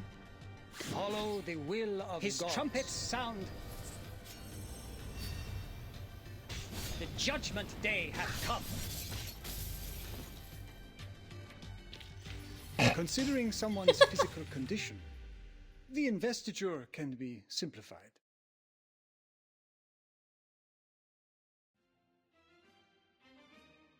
Stand down, both of you. What's the summary of the story thus far? We're inside of a prison filled with poets and authors and literaturists, and they are all arcanists who are criminals and diagnosed with a mental illness. They're all supposed to take their medication to keep them stable, I presume. And Burton came here looking for Doris, the blind physician. But Recoleta came here looking for Aleph, her pen pal. But the jailer, who is supposed to keep monitoring the prisoners, does not recall anybody by that name. And so we're here now, and they're still looking for him, and her, looking for Doris too. But also, besides this place being a prison, it's also a research facility. Apparently. And the prisoners all seem to dread to go to the physician. Like if they don't take their medication in time and they have an episode, then they have to go to the physician. But the prisoners also say that anybody who ever goes to the physician never returns. And the jailer doesn't know nor care about what happened to those people. And there are 2 factions thus far that we know of. And that's what we know so far. Of course... Oh, wait. Doris was supposedly brought here by Grace. But the jailer doesn't remember her being anywhere in here, so she was probably put in here secretly somehow.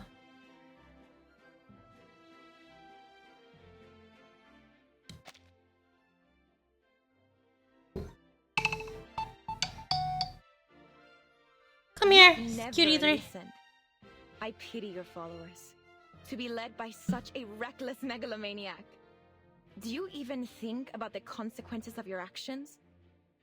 Okay, you're done. We Bye. fought hard to earn the freedom to discuss literature under their watch. Your impulsive Yet. ego threatens to destroy... There's still a thing. Come here, Tui. There's still a thing where they go to the physician and they never go back. Who knows if they're not in pieces? You're just another puppet of power, kneeling to the eyes behind those glass walls. They've trained you to believe it was your own decision, to be good and conform. Who could have done a better job? When I look at you, all I see is a sheep, docile and obedient, just the way the tower wants. What kind of work could someone like you create?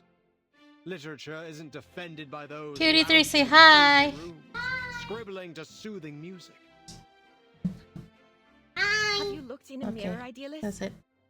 You've become a pathetic windmill-tilting fool. A monster tearing down everything around you. A beast of prey, you mean? Naturally, a sheep would be appalled by the mere thought of such a creature. A fearful sheep caught in a vine, confusing the blade that would set it free with the jaws of a lion. And so there are 2 factions. But I beg you, learn to distinguish right from wrong, fantasy from reality. Only then can you truly lead our people to what's right. Don't do that. Come out, turn it off. Distinguish right from wrong. No more. Don't make me laugh. Is that the limit of your vision? You...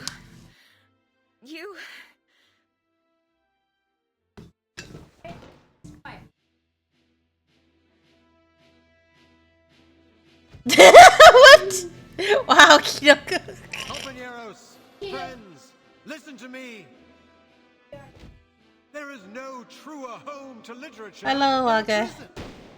Oh, shoot. Uh.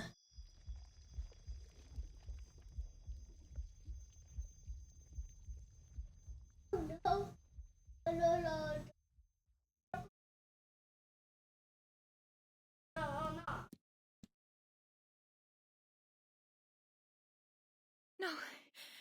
No!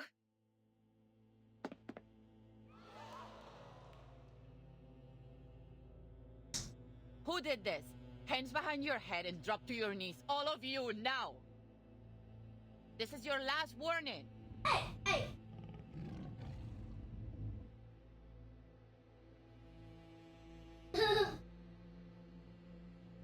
Idealist, you're bleeding.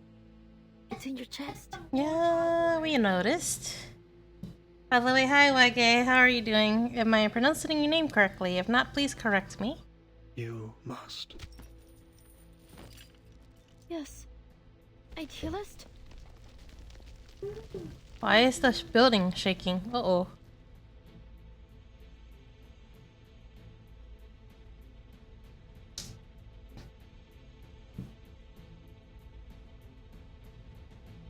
What's going on? Oh man.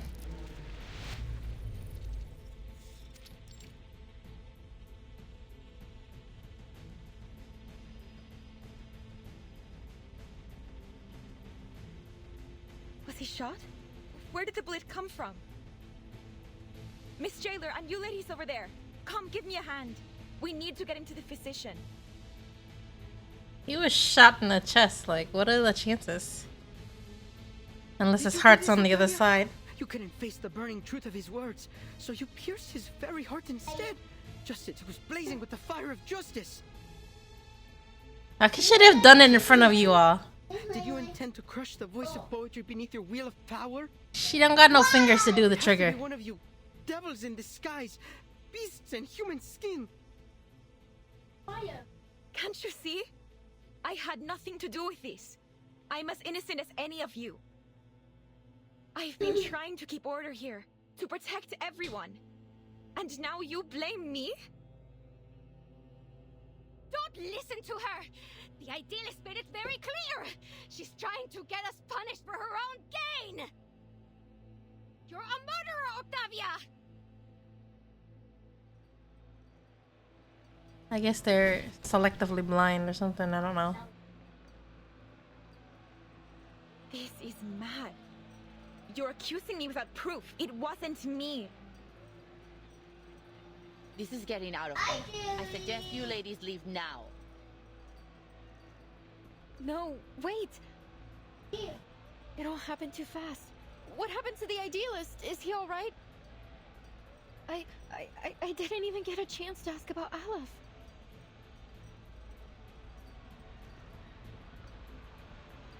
She left.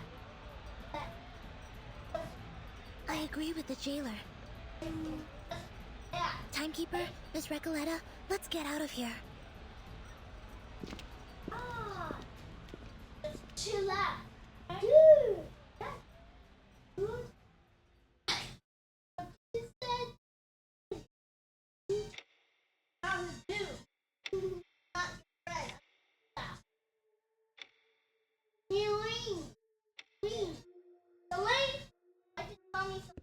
Shh.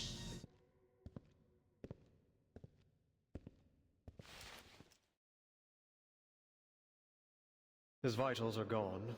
At last, some peace and quiet. Well, for a liar and a thief like him, there's hardly a better end than this. So I guess you're the one who shot him. No!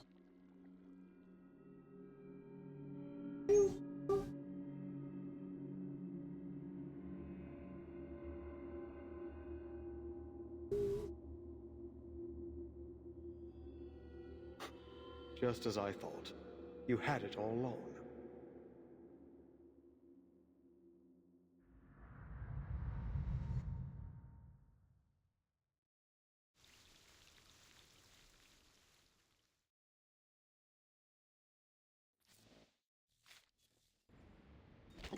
Yeah, but Melania is beast and Recoleta is mineral, though. Like, not as if you'd use them in the same occasion, right?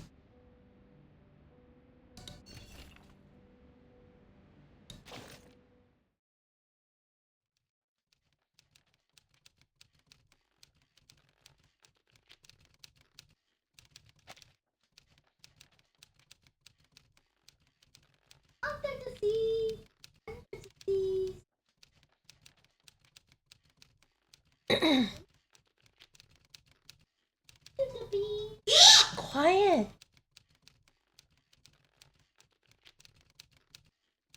You said that Recoleta does the same damage as Euphoria Melania, but I said that one is beast and one is mineral, so they wouldn't technically be in the same party or used in the same type of battle.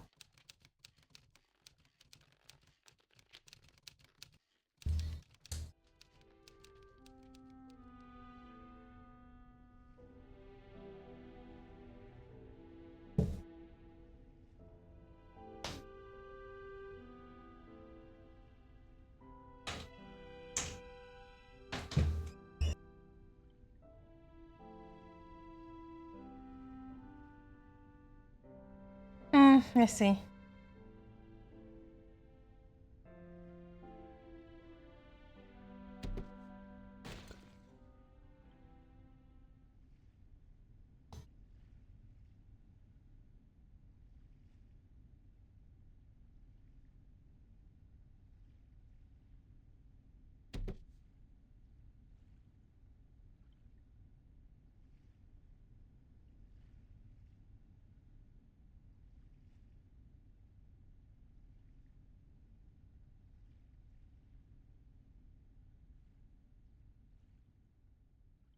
Mm-hmm.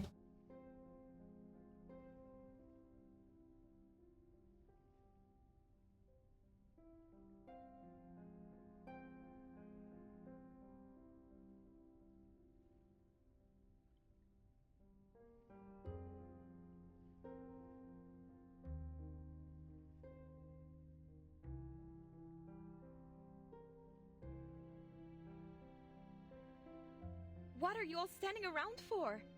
Can't you see Julio's hurting himself?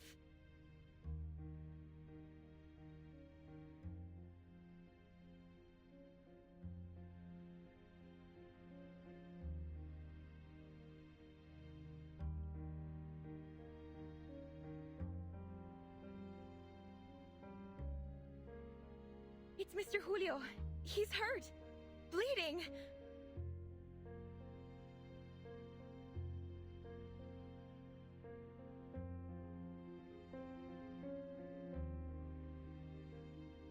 Why do you need to use Meta Pocket as the healer?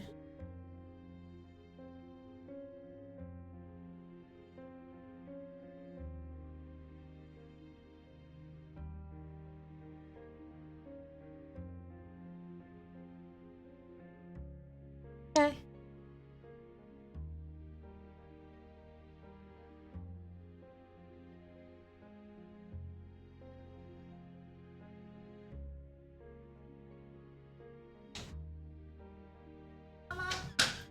What, baby?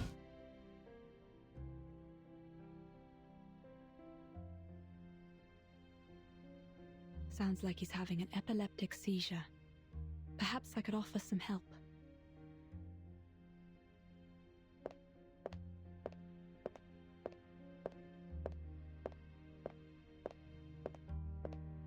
Please, Miss Octavia, help me so I can help him.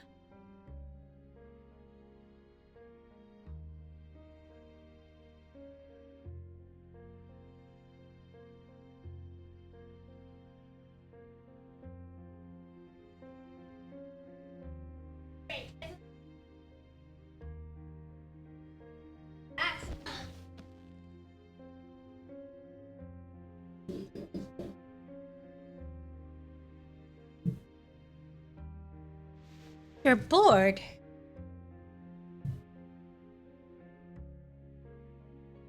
What is Cutie 1 and Cutie 2 doing right now?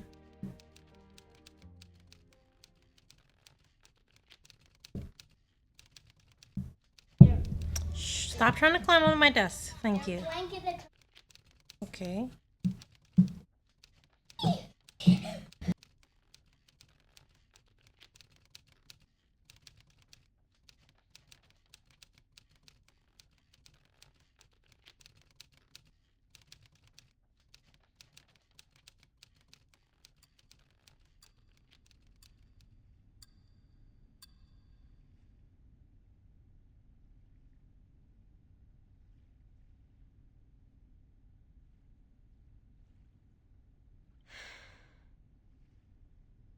You seem experienced.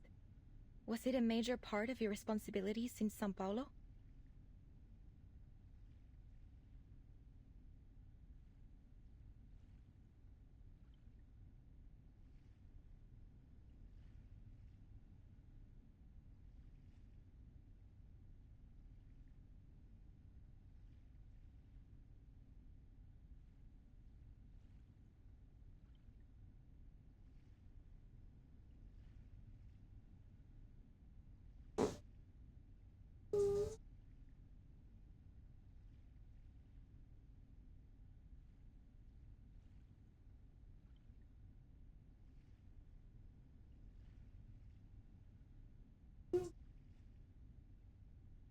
You're well prepared for your vision and ambition, for modesty is such an essential part of writing, and you've just demonstrated a skillful use of introspection. Thank you for your kind words.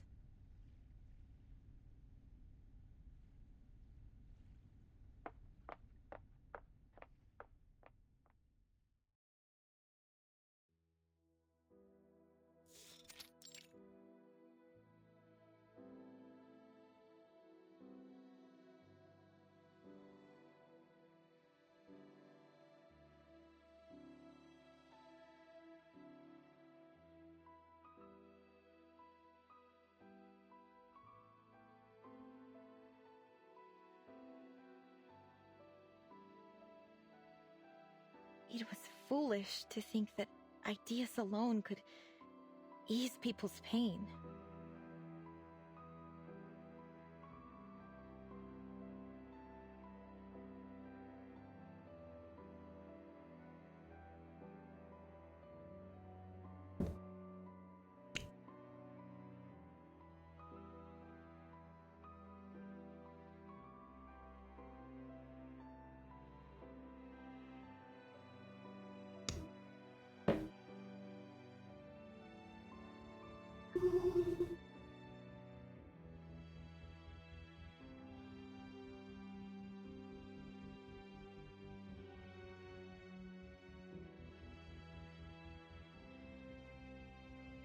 Why?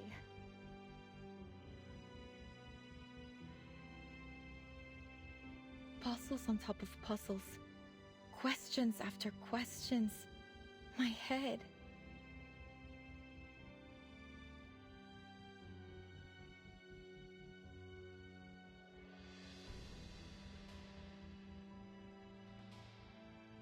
I can't do this anymore.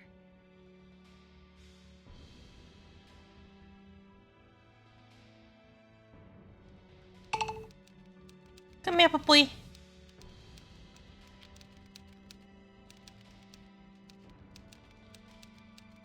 Are you happy? Let it dry. Okay, good job.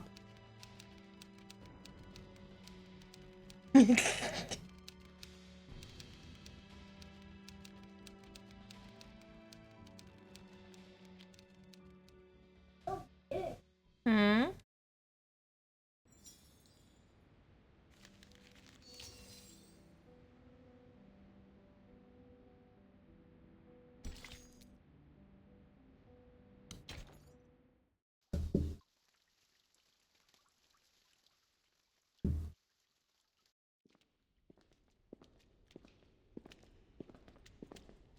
Ladies, I must apologize for what happened back there.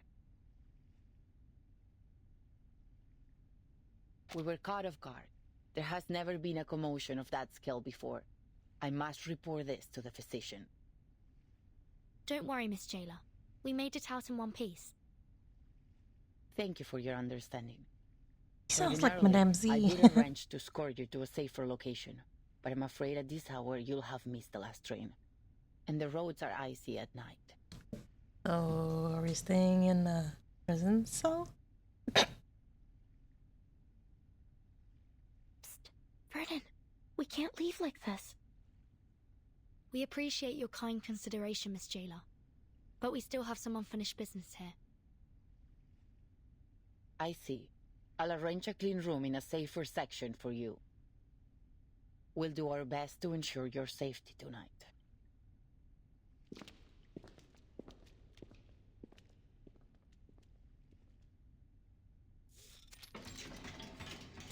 Yeah, we're staying in a cell.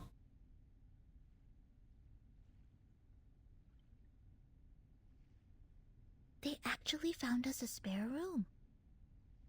Oh. Bleak, quiet, and somber. It's a cell like all the others. I know that there's a lot of graffiti Don't with worry. eyes, though. This isn't the first time we've ended up on the wrong side of the bars. At least this time we're just here for the night, not a full sentence. Oi.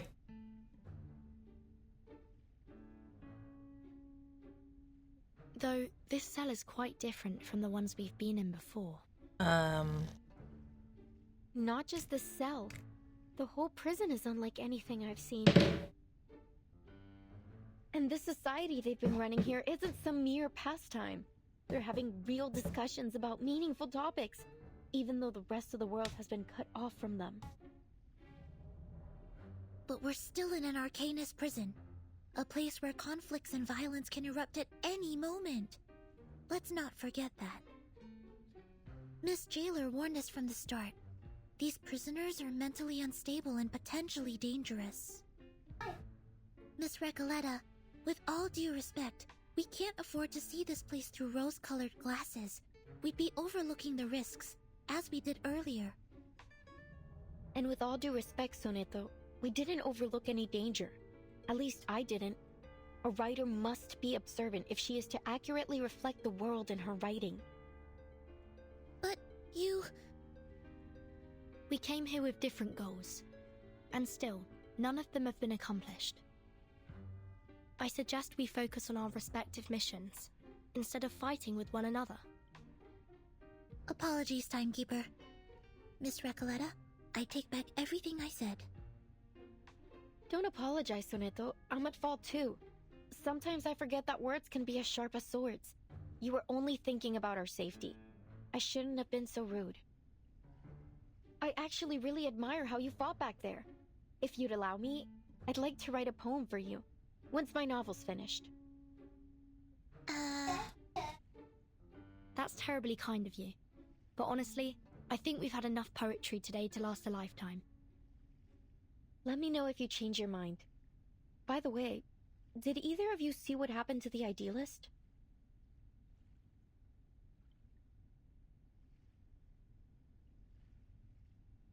The jailer told me she went back to the gallery once everything calmed down. She found nothing.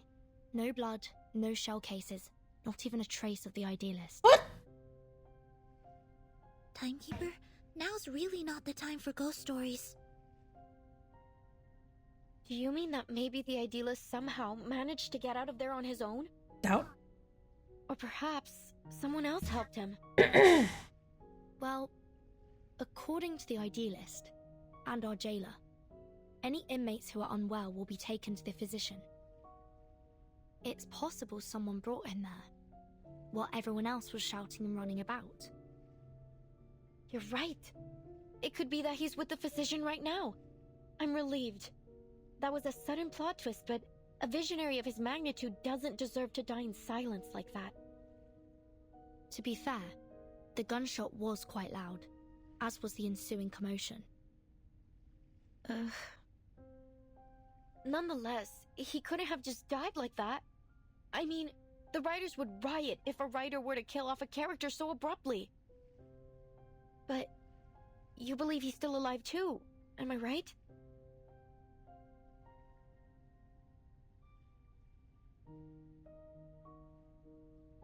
There's nothing that we can be certain of for now. But on a brighter note, We didn't come back empty-handed from our mission either, Sonetto. We found Dr. Dorez's signature in the gallery. You were right all along, Recoleta. She was here. But we didn't see her at the gathering. Could something have happened to her, like with the idealist? Do you think she was also sent to the physician and never made it back? This is all just speculation. If we want to find the idealist, or Dr. Dorez, we need to speak to this physician first. Miss Recoleta, do you believe that the idealist could be your pen pal, Aleph? Whether he is or not, he's still my best lead.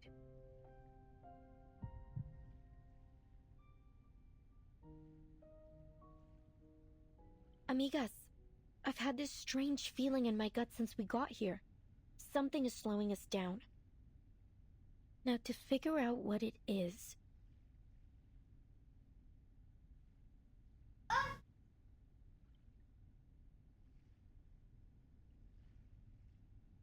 Look, it's a wild guess, but just wait till I finish.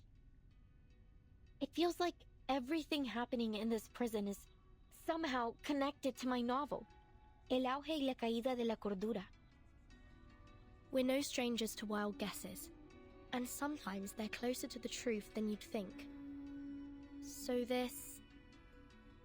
The rise and fall of sanity. Sorry. What exactly is your story about?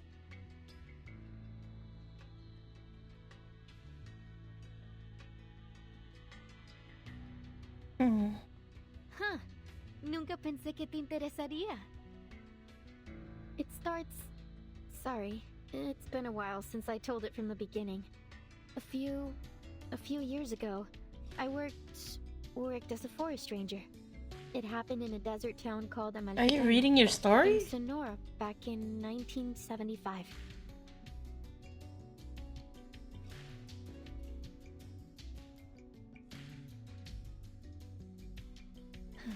You know what? Most people say the beginning's a bit hard to get into, except for Aleph. I'm thinking of rewriting it. But if you like the sound of it so far, maybe I could read you the latest part I just finished? What happened? Was it a weasel or something? Please. Or a snake?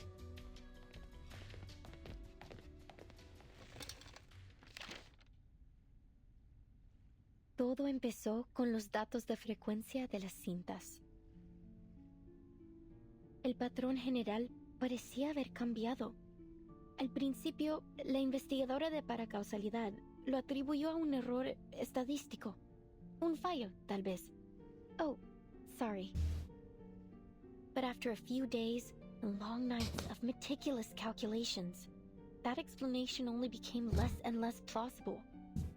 The odds of success and failure kept shifting, and the chance of repeating the previous result kept growing. It was as if someone had tampered with the rules and tweaked it to their liking.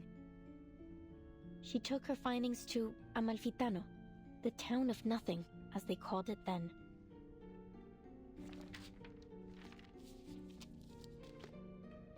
Near the old looms, she met a blind weaver who spoke softly. That sounds like a an old tale. scary story, if anything.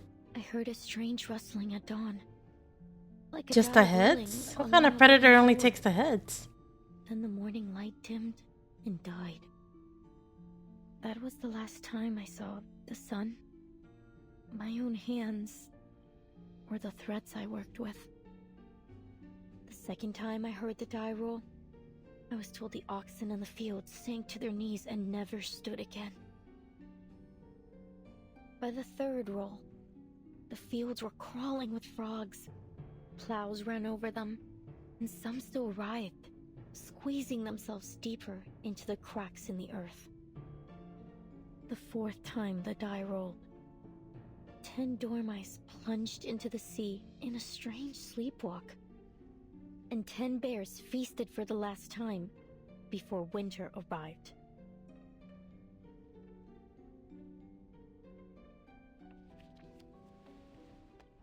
The final roll of the die was cast in a cage during a duel.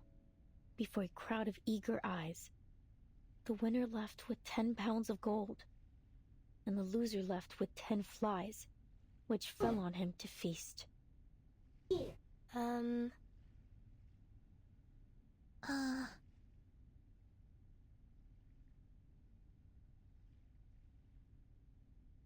Is that all? Seems like it. Like she needs to continue. Well, there's more, but I haven't quite figured those parts out yet. Okay. Any thoughts? Anything. I can take it. Please, I really need some feedback. I wonder if the protagonist ever finds this Die of Babylon in the end. Oh, Vertin, it isn't a real die, it's just a metaphor. Oh, I see. I must have missed that. Sorry. Still, it's a beautiful story. Sad, but beautiful. The story is still too obscure, isn't it? Aleph warned me about this. In our last correspondence, he suggested adding the Blind Weaver to shed light on the hidden theme. It helped at first, but even with a sage advice, no matter how hard I tried, the plot just didn't seem to move forward. Feel stuck in that village with them, lost, dazed, isolated inside their small, disconnected moments. Something crucial is missing, leaving gaps between the characters and the scenes. Should I change the storyteller's perspective? Start at a different angle? Or maybe rewrite the characters completely? What should I do?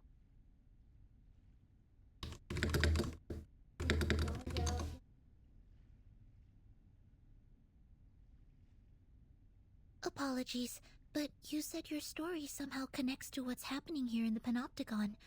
What makes you think that?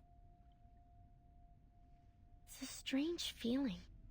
Like, everything here belongs to a dream I once had. Only, I can't remember it. Do you mean that you have a sense of déjà vu? It's nothing to worry about.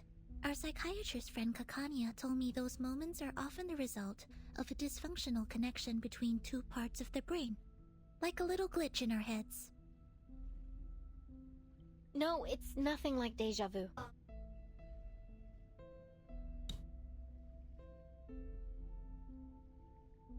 Déjà vu is a single moment, a specific situation.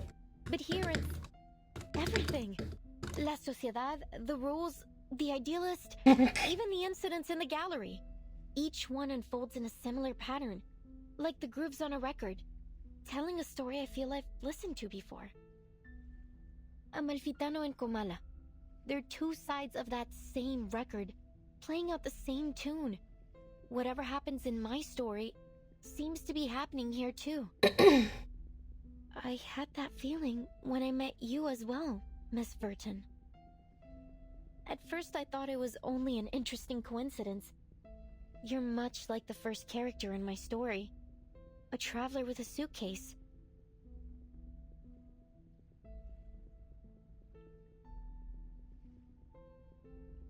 But then I realized, the doctor, your Dores, she's like the Blind Weaver who lost her sight to the die despite having always been faithful to it.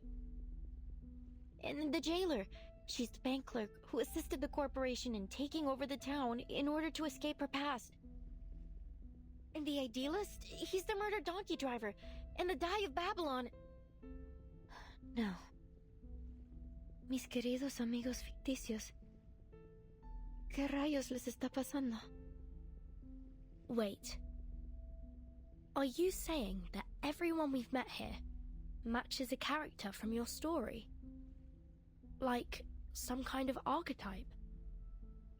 That sounds unbelievable. But then again, maybe you're onto something. You see the world through a different lens that none of us share. Not just the characters. The events here are mirroring my story too. Aleph, he's the only one who truly understood my story. If things are playing out just like my novel, then maybe Aleph is in fact still here.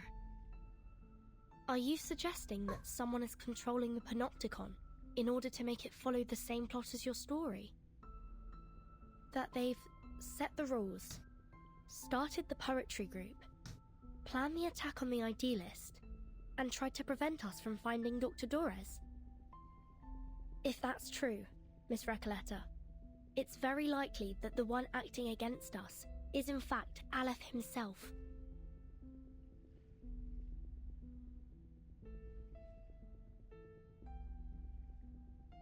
But No.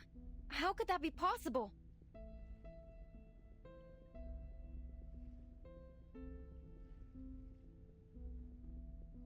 Why? Why would he do this? I don't see any reason why he'd be connected. He's an intelligent, cultured, and profound person, not a common killer. No, none of this adds up. Remember, Dr. Doris was brought to Ushuaia by the Xeno rebels. Mm-hmm.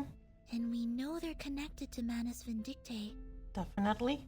If this Aleph really is hiding Doris from us, he may be working with them.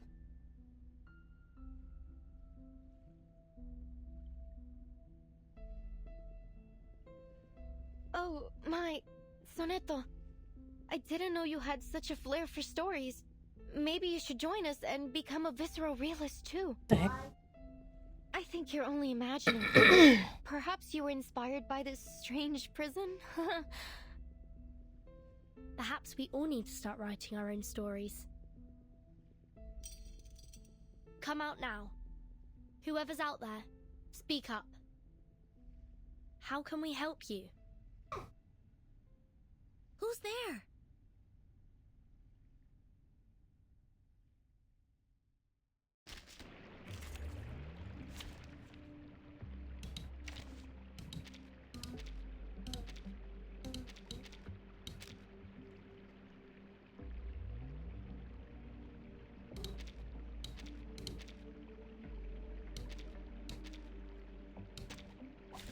Easier to fight here than a back alley. That's the person who... It's newly made this year. We're not... Well, it's obvious who she is, but isn't that the guy who kind of like mistakenly attacked others?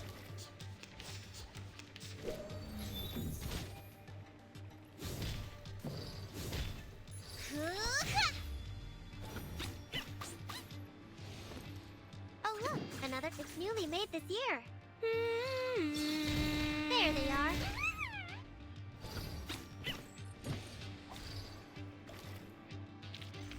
As long as I've got you at my side, I've got nothing to worry about. Why is Liang terrible in 3 people comps? Is there not enough cards or something?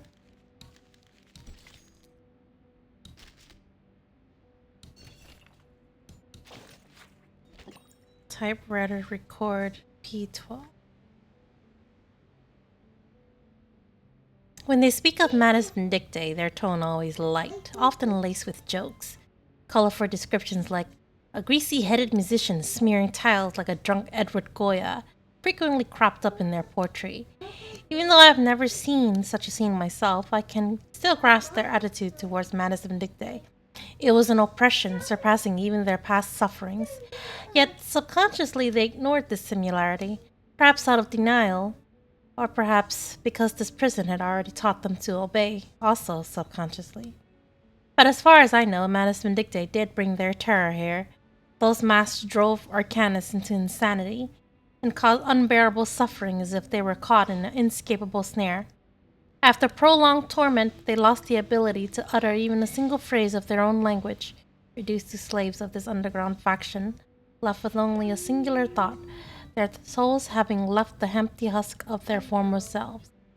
And as for humans, it seems they were driven to death en masse. At night they were not allowed prolonged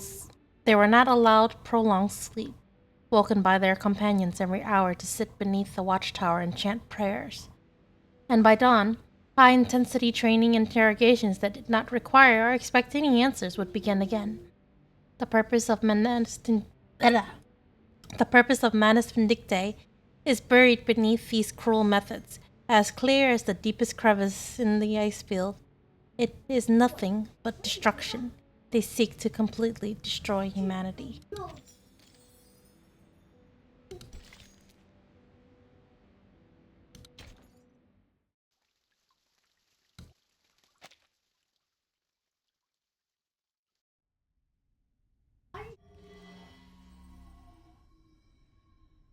Easy, easy. It's me, Garcia. We met at the gallery earlier. Please, I come in peace. Oh, so it's that guy, the artsy guy. Why they use the same model as the guy who recite and continues? The murderer herself. Why did you say that, Recoleta? There's no proof of that. Calm yourself, Miss Recoleta. The jailer has already confirmed that she wasn't the one to fire at the idealist. The shot was Recoleta blind?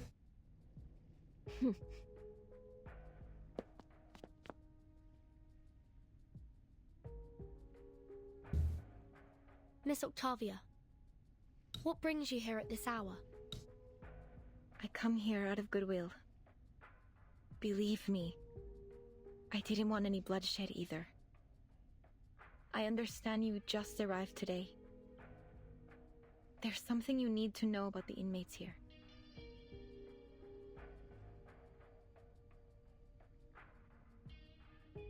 We're outcasts, rejected by society and literature, and our privileges are limited within these walls. But before I started my own literature group, I struck a deal with the Panopticon authorities. If we cooperate and stay out of trouble, they'd leave us be. We could discuss literature freely and openly in Comala. Such a thing may seem trivial to you, but this is of immense importance to us.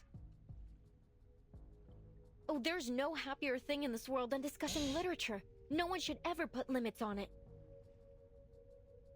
You're right, Recoleta. But we're prisoners here. There are certain rules we have to follow. Except, the idealist didn't see it our way. He refused to compromise, believing that the long poem and his so-called ism could break us free from the cage of the ever-watchful eye. Perhaps he was right. You might have achieved more if you'd listened to him. After all, visceral realism keeps us connected to who we are. You have to believe in the truth of visceral realism, because out there, beyond these walls, many of us still do. And what has it changed? Garcia, you're the latest inmate here.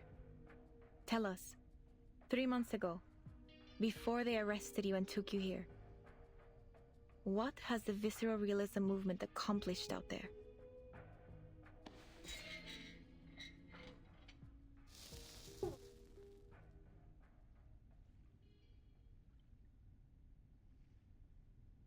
At first, it was revolutionary. Young poets joined in droves. We held gatherings. And the literary world seemed alive again. I was just a kid when the leading poets left the city. Everyone thought it was only temporary. But they didn't come back. And nothing has happened since. No one says it. But we all know. Visceral realism died in 1977. No, not for me. It's not dead as long as people still believe in it. I believe in it.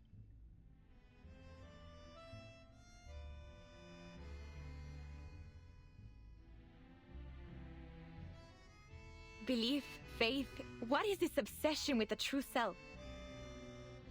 Why does your type always insist on there being a true self hiding beneath our roles in society? Our disciplines? Look at the idealist. He never once stopped fighting for what he believed in, even long after he was put behind these bars. Idealist, what a name he gave himself. Who will he be when he finally breaks free from the eyes of the central tower? When he's left without his willful audience? And nobody. That's what. And that is a truth even he is terrified of. Miss Octavia, I hope you've come with something more important to share than just some criticism of the idealist. You're right. I have an important message for you. Dr. Torres, I heard you were looking for her. The woman from the Sao Paulo Veterans Residence. She used to write under the name Erd, didn't she? Yes, that's right. Do you know her? You're the first person I've met here to speak plainly about her. Do you know where she might be? We crossed paths, but only briefly. I'm not sure where she's gone. Maybe the authorities know. However, she left this with me. I think you'll need it more than I do.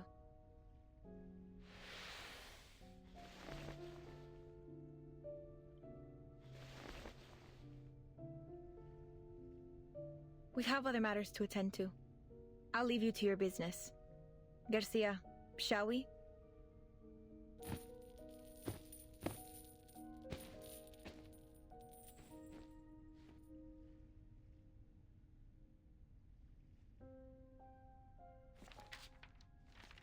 The physician told me the horrifying truth about the panopticon of Kamala and the power behind it. Manus Vindictae. By becoming the panopticon's sole patron, they seized control of the resources and the allocation system, turning this place into a living hell. I suspect that the physician, the current highest authority here, is responsible for this situation. I discovered that the inmates were put through brutal training, even when they were too sick to carry out their tasks. They also forced pure-blood Arcanist inmates to wear their masks, effectively turning them into murmuring puppets. Just as we suspected, Manus Vindictae is orchestrating everything. No wonder we didn't find them in the city. They've been hiding here all along. No one would have thought to come looking for them here.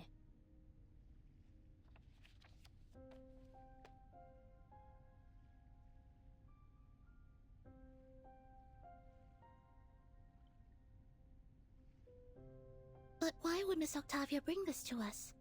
What's in it for her? Do you think she's trying to mislead us, Timekeeper? Maybe. But the handwriting in that notebook is most certainly Erd's. If she's leading us astray on purpose, why? Miss Recoleta, what do you think? Could she be Aleph? Not a chance. Haven't you seen how she denies everything beautiful in the world? Aleph would never be so biased. No. Aleph is like a mirror. He reflects both light and shadow. But, Octavia, maybe she hasn't looked at the shadow within for a long time. I know that look on her face. It's the look of a writer. I've seen so many like her during my trip. The faces of a lost, struggling generation.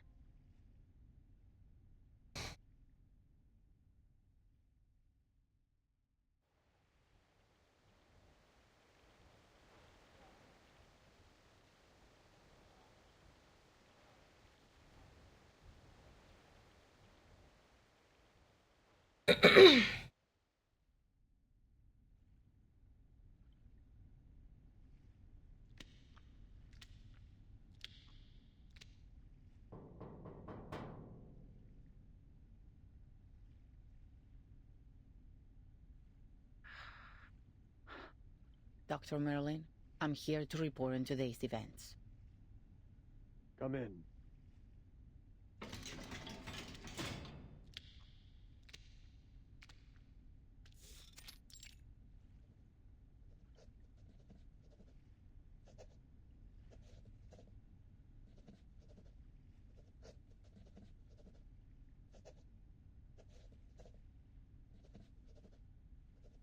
There was a commotion in the gallery today, sir. An inmate known as the Idealist was severely injured. The inmates nearby said he lost consciousness from blood loss. However, after we put everyone back in their cell, the Idealist was gone. I made a sweep of the grounds, but there was no trace of him. It's possible that he regained consciousness and went into hiding. I'll perform a full search tomorrow. Honestly speaking, they should have just taken him straight away to the physician, though, right? Like, how does it make sense you just leave somebody who's injured on the floor for a while? Like, Sir? The heck? He knew the consequences of breaking the rules, did he not? Sir, with all due respect, I think today's incident proved just how dangerous it is to let the inmates keep their weapons. We never should have let them walk around with deadly weapons. Even if we had to, we should have doubled the guards. We can't expect them to follow their own rules simply out of fear of the central tower.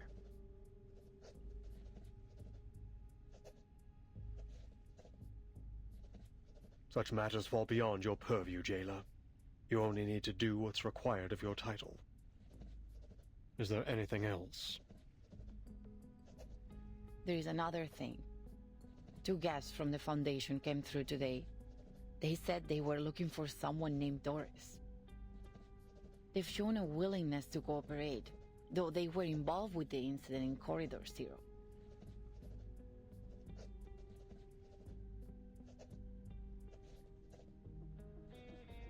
Mommy.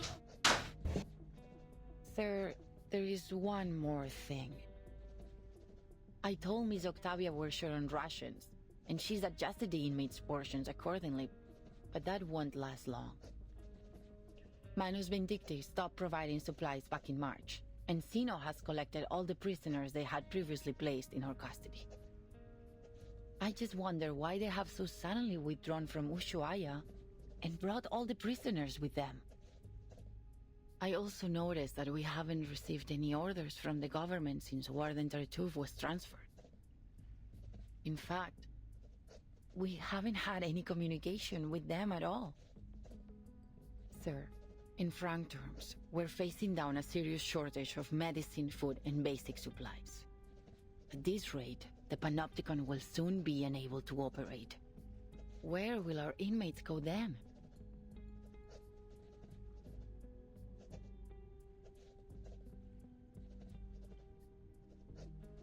Can we ask the Foundation for help? They've sent their people here. Maybe they're interested in the Panopticon? I could arrange a meeting if you like. You're unusually talkative today.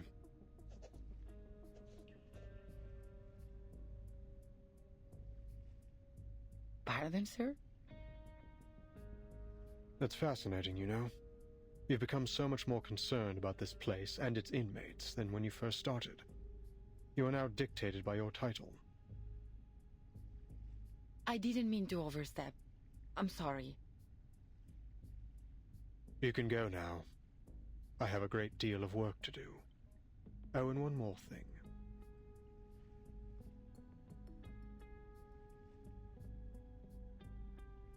Make sure this month's Kamala Congress is held according to schedule. Yes, sir.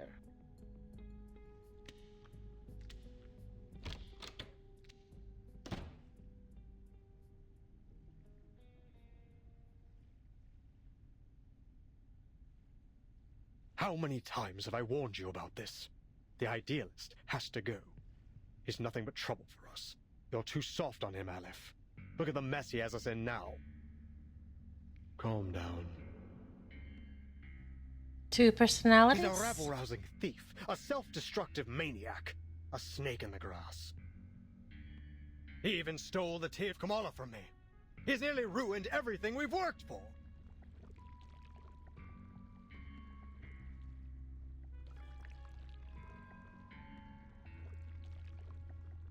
The die is... Merlin. It does nothing more than a die can do. You were there today. You saw what he did. He managed to change the Panopticon with this die, even if only for a second. He'll ruin my work, Aleph. He's a slave to his passion. His head is filled with impulsive thoughts. I don't trust him. We can't trust him. I've done everything you've asked. Now it's time to do your part.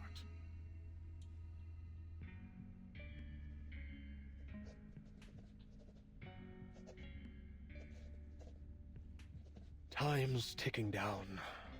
I can't afford any further mistakes.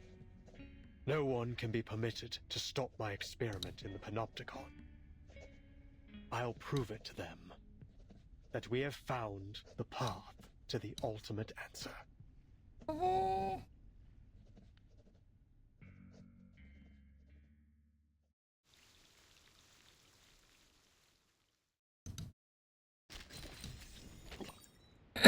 Okay, I'm taking a lunch break, so be back.